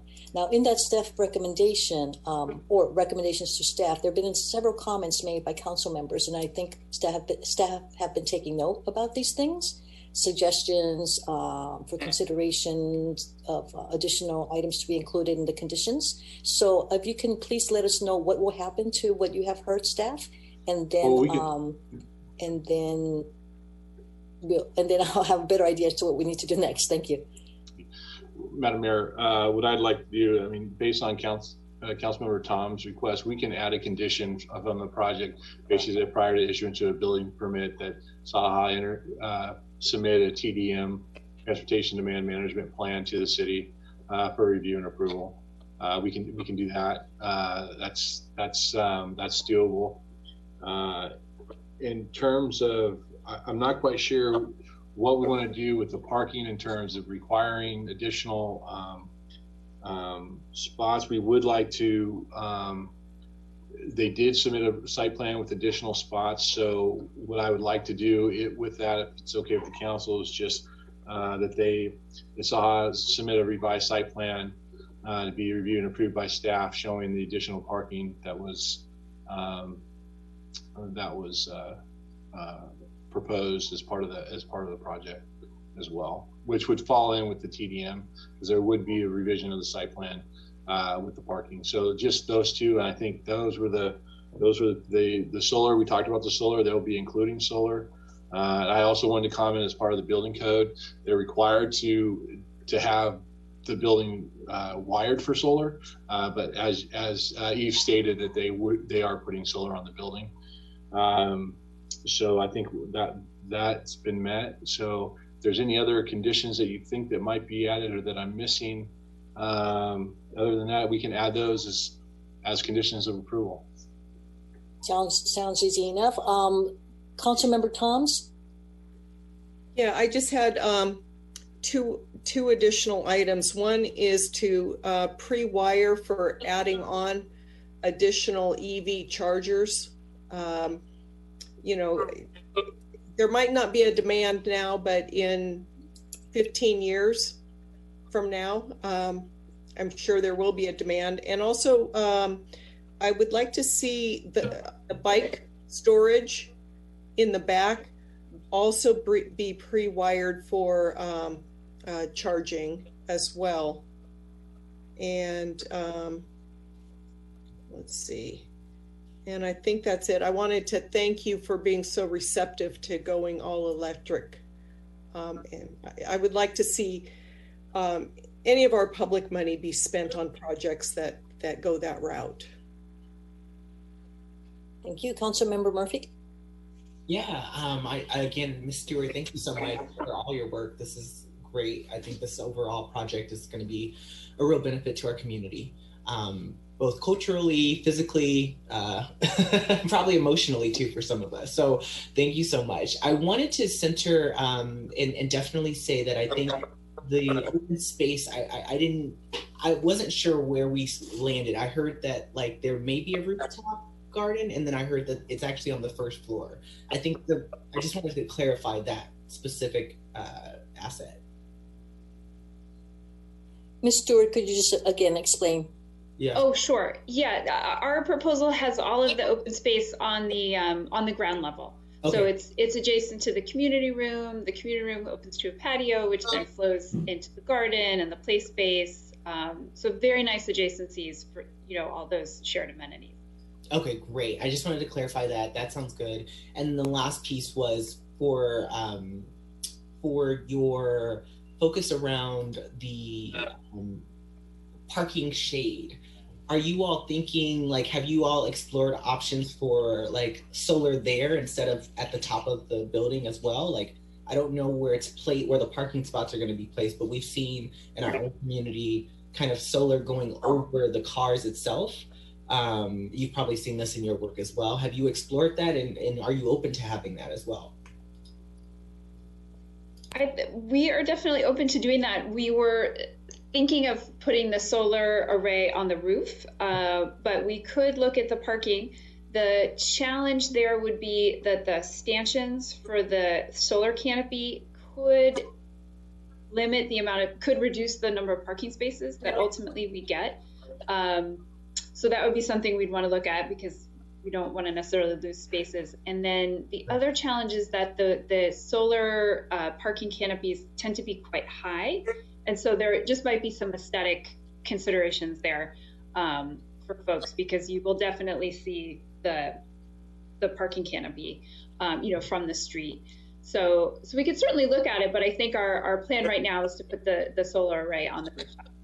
Okay, great. And then my last question to you, because I do see you have several concessions here. I'm wondering, what do you feel like the biggest challenge if you did not have one of the concessions for this development would be tonight? Does that make sense? Yes, I think I understand. I mean, we did, you know, we are eligible for 4 concessions under state law, and we're not asking for all 4.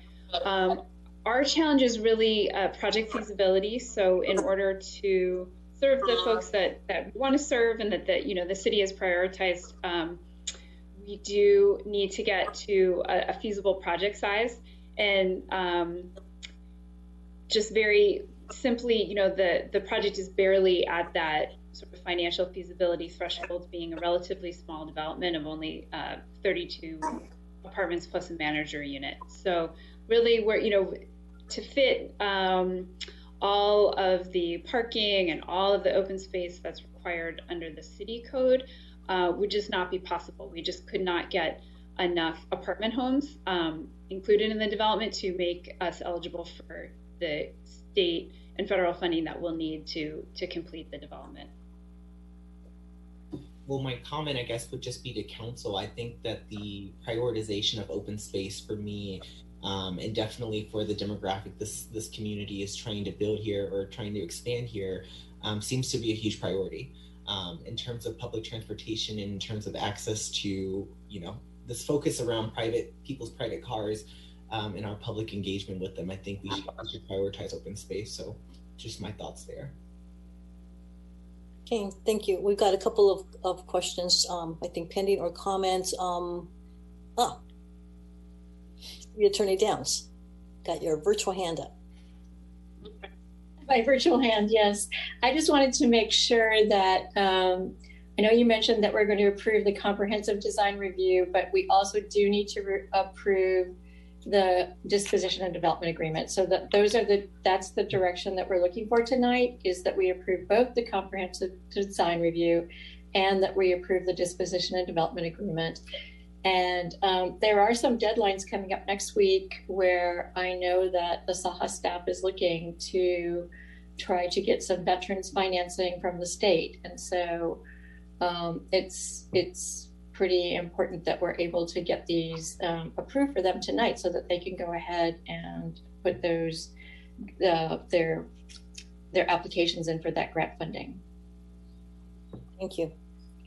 Councilmember Toms and Tabe, and then I'm going to wrap it up. Councilmember Toms? Yeah, there was you know, some discussion about an additional 3 or 4 parking spaces. And I'm wondering if perhaps as a compromise for the open space versus parking, if perhaps the SAHA could consider doing some alternative pavement, whether it's, some kind of block material where if there's clearly not a demand for those parking spaces, that could be expanded into open space area for those particular parking spaces. I have seen that in another project where they've done that, and it's something like it's a dual use pavement on a couple of the spaces where if it's needed for parking, it's available for overflow parking. So I'd just throw that out there as an idea. We can include that as part of the TDM. I mean, we can, as part of that. So as part of that condition, we can take a look at that as part of that. Thank you. Okay, I don't see your virtual hand up, Councilmember Taves. So were you done? Otherwise, and are you giving 1 minute? 1 minute, Councilmember Murphy. No, I'm in favor of moving it along. Okay, thank you, Councilmember Murphy. 1 minute, please. I was actually going to make a motion because I know I get special treatment around time. So would you like to do that? Okay, thank you. Well, I think we've all had our turn at commenting, giving suggestions, and hearing staff's report. And so please, someone make a motion. I move to approve staff's recommendation on this project. That includes the approval of the comprehensive design review and disposition and development agreement. With an added condition for TDM? With the, yes, with the conditions that have been noted by staff. And one of those was related to TDM. Thank you. Do I hear a second? Second. Thank you, Mayor Pro Tem Salimi. And we've had plenty of discussion. May I have roll call vote, please, Madam City Clerk? Councilmember Toms? Yes. Councilmember Murphy? Yes. Councilmember Tave? Yes. Mayor Pro Tem Salimi? Yes. Mayor Martinez Rubin? Yes. Motion carries. Thank you. Saha, thank you for your work. Planning staff, thank you for your work. Looking forward to 2024 and breaking ground somehow. Mayor, thank you all. This is Assistant City Manager. Just for clarification, there were 2 resolutions. Was the vote that was taken for both? Okay. Yes. Yes. Thank you for asking for that clarification. All right. Thank you, everyone. We're going to turn to the next item on the agenda, and I want to propose something, given the time where we are, and also our recent experience about wanting to have some fair amount of time for discussion. We have one more item as a public hearing. City Attorney Downs, is it at all possible to defer something that is under a public hearing as a public hearing item onto a future, the next meeting, or must we hear it tonight? Yes, the item can be continued, and the public hearing notice can be continued to the next regular meeting. Thank you. So I would, pardon me, I just muted myself. I would request, I would move that we defer, that we continue item A to B. Yeah. I second it. Can I add 9A as well? Hold on, Councilmember Tate. I'm taking one item at a time. And I just heard a second motion on that. And any discussion on having item A to B continued at our next meeting? Hello? Are we in discussion? I'm sorry. You're muted, Ms. Mayor. Thank you. Yes, we are. Okay. I'm wondering, can we do 8B and 9A? I just made a motion. I'm sorry. Go ahead. Sorry, I'm interrupting you. Yeah, the reason I'm saying is it's almost 11 o'clock. We still have mayor report. We have city manager's report. I hear you. Yeah. You're muted, Ms. Mayor. So I sure am. Start over. It's not over. Okay. I will start over. Thank you. I will modify my motion to include items A to B and 9A, move those as continued items at our next council meeting. Do I hear a second? Second. Thank you very much. Okay, any discussion now? Thank you. Thank you. Madam City Clerk, roll call vote, please. Council members Toms. Yes. Murphy. No. Tave. Yes. Mayor Pro Tem Salimi. Yes. Mayor Martinez Rubin. Yes. Motion carries 4-1. Thank you. We'll move those items to our next meeting. And now, did I mute myself again? One moment. No, I'm still. Okay, here we go. All right. Okay. Mayor's report announcements. Everyone, please remain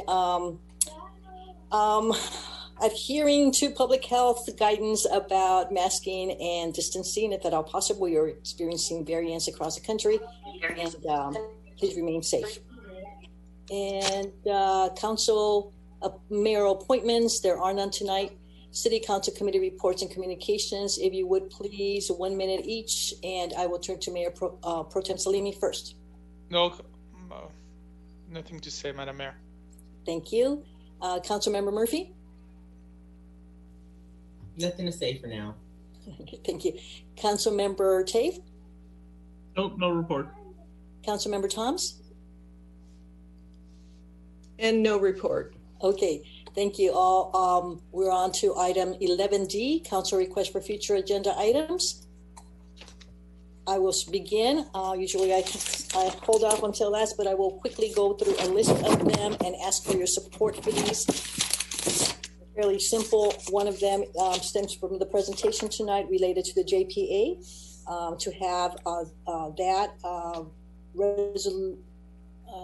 draft resolution reviewed by staff and bring it back for discussion at a future meeting to allow city participation in the discussions related to that. Do I have consensus on that? Yes. Yes. Thank you. The other is about having staff take a look at preparing an ordinance related to fireworks, something akin to what the county currently has developed. And again, study that, go through whatever process staff needs to do, bring it back to council for discussion. Do I hear consensus on that? Yes. Yes. And of course, yes. Okay, consensus given. I also would like to request your support in preparing a proclamation. The Friends of Pinole Creek Watershed are celebrating their 20th anniversary this year. We heard even our own Director Miller talk about the fish ladder. They were involved in that fish passage years ago. And they also were involved in the 20 years of voluntary participation in the city in the Pinole Creek Demonstration Project. May I have support to prepare a proclamation to celebrate the 20th anniversary? Yes. Yes. Okay.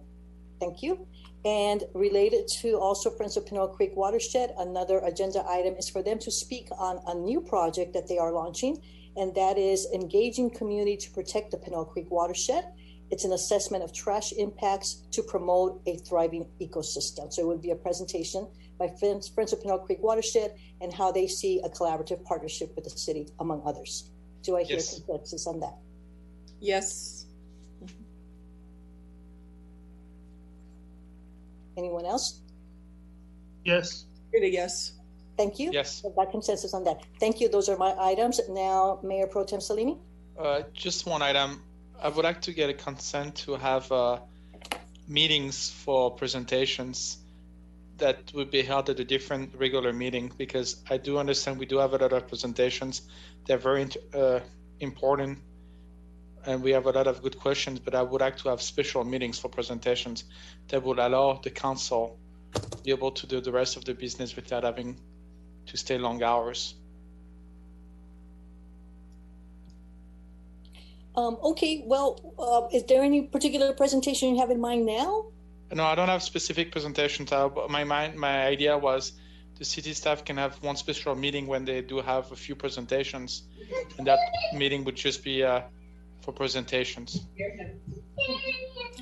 So how about if I propose this related to that? Request is for staff to bring us back, I don't know, a menu of different options that could be had, rather than having presentations as part of council meeting, what other suggestions there might be for that kind of thing. Right now, we may have some scheduled, we may not, depending on the purpose of the presentation, depending if there's any action that we want to take or further discussion, they can take different forms. So just want to give staff some time. Yeah, I'm open to any suggestion that can help us to save time and not have to stay until 1 a.m. and sometime until midnight just to start voting on item outside of the consent calendar. Exactly. Okay, so staff, just something to outline for us at some point, then come back and let us know what different options there might be. I'll leave it at that. Alternative ways to have presentations, I think, is what I'm hearing, rather than part of council meetings. Okay. Any consensus on this? Yeah. Sure. I think it would probably be the entire meeting agenda. It seems like there's been some challenges around that, or I feel there's some challenges around that. Yeah, so expand that. There have been several challenges, and I think city manager and I can discuss some of these. It's the depth of the discussion, the timing of presentations, and all of that. So we can continue to work on refining that. Or perhaps the council as a group with the support of the city manager and the mayor, of course. So, I'm sorry, what was that? Perhaps as a council, we can explore our council meeting procedures again. What I'm saying is that there's been some challenges with the current process. And I think with the advice and insight of the city manager, as well as the mayor, you all could work together with us and collaborate with us to change some procedures. Okay, let's do that somehow. We've got 6 months worth of experience now. What's going to happen in the next 6 months, for example? There it is. Okay, all right. That's the motion. Asking for consensus. Okay, so we'll somehow have some sort of discussion about procedure, city manager. So the way that sounds to me is a future agenda item, which is a review of and discussion of the council meeting procedures, where the council can, consider changes. Staff is happy to, provide our thoughts and reflections, but that's really it. That sounds like it's a discussion among the council members where you identify opportunities to make changes to the procedures that might include things like special meetings or dedicating some agendas to. Okay, so that's the agenda. Okay. Okay, thank you. All right. That's it. Thank you. Thank you. Council Member Tate, agenda items? Yeah, I think everybody kind of touched on it, but I'd like to see us actually have a workshop on the request for additional appropriations. This is the second meeting that we've had to, push this, and I just don't want to see it pushed again. And I think we should probably have a special meeting. So I don't know if that's another agenda item to talk about it, or I know the last request was presentations, but I'm just wondering if that's something that we can do. Maybe it's not an agenda item. I don't know. Are you talking about the American Rescue Act? No, I'm talking about just our council request for appropriations. It seems like we keep pushing up on 11 o'clock on our agendas, and I'm just wondering if we could just have a special meeting or have a discussion on having a special meeting to get through that. Because there's 4 other council members that haven't been heard yet. Okay. Do I have consensus about an alternative to having the appropriations discussion other than on the agenda? At this point, we have moved to have some of that discussion at the next meeting. That was a motion earlier. So we're going to have that. Let's get through that, and then we'll take it from there. How about it? Okay. Yeah. Thank you. Okay. Councilmember Toms? No items. Thank you. And Councilmember Murphy? Yeah, there was a public comment tonight. I think it was written. I'd love to have a presentation from Stephen Bader at some point, the president of the East Bay Economic Development Alliance, and he's also a former director of the Contra Costa Workforce Development Board. I think that'd be a great speaker for us, and somewhere in there. That might be one of those alternative forums that where we hear him and have people actually participate in a different way. Okay, so we're interested in having Stephen Bader present somehow It was a public comment tonight from, I think, the Cordell. So I would love to, I think that'd be great from the public. Yeah, and Stephen made a presentation at the mayor's conference, and there's certainly more to discuss given our interest in economic development. Yes. Do I have consensus on that? Yes. Okay, all right, you got it. Okay, Yes. Thank you. I think we did the rounds of these, and now, city manager, any report? Nothing to report this evening. Thank you. Thank you. City Attorney Downs, any report? You're muted. Sorry, nothing to report, Madam Mayor. Thank you very much. Thank you for staying with us at this time on other part of town. Okay, country. All right. Thank you, everyone. I am adjourning this meeting to the regular City Council meeting of July 20th in remembrance of Amber Swartz. Stay safe, everyone, and have a good night. Good night, everybody.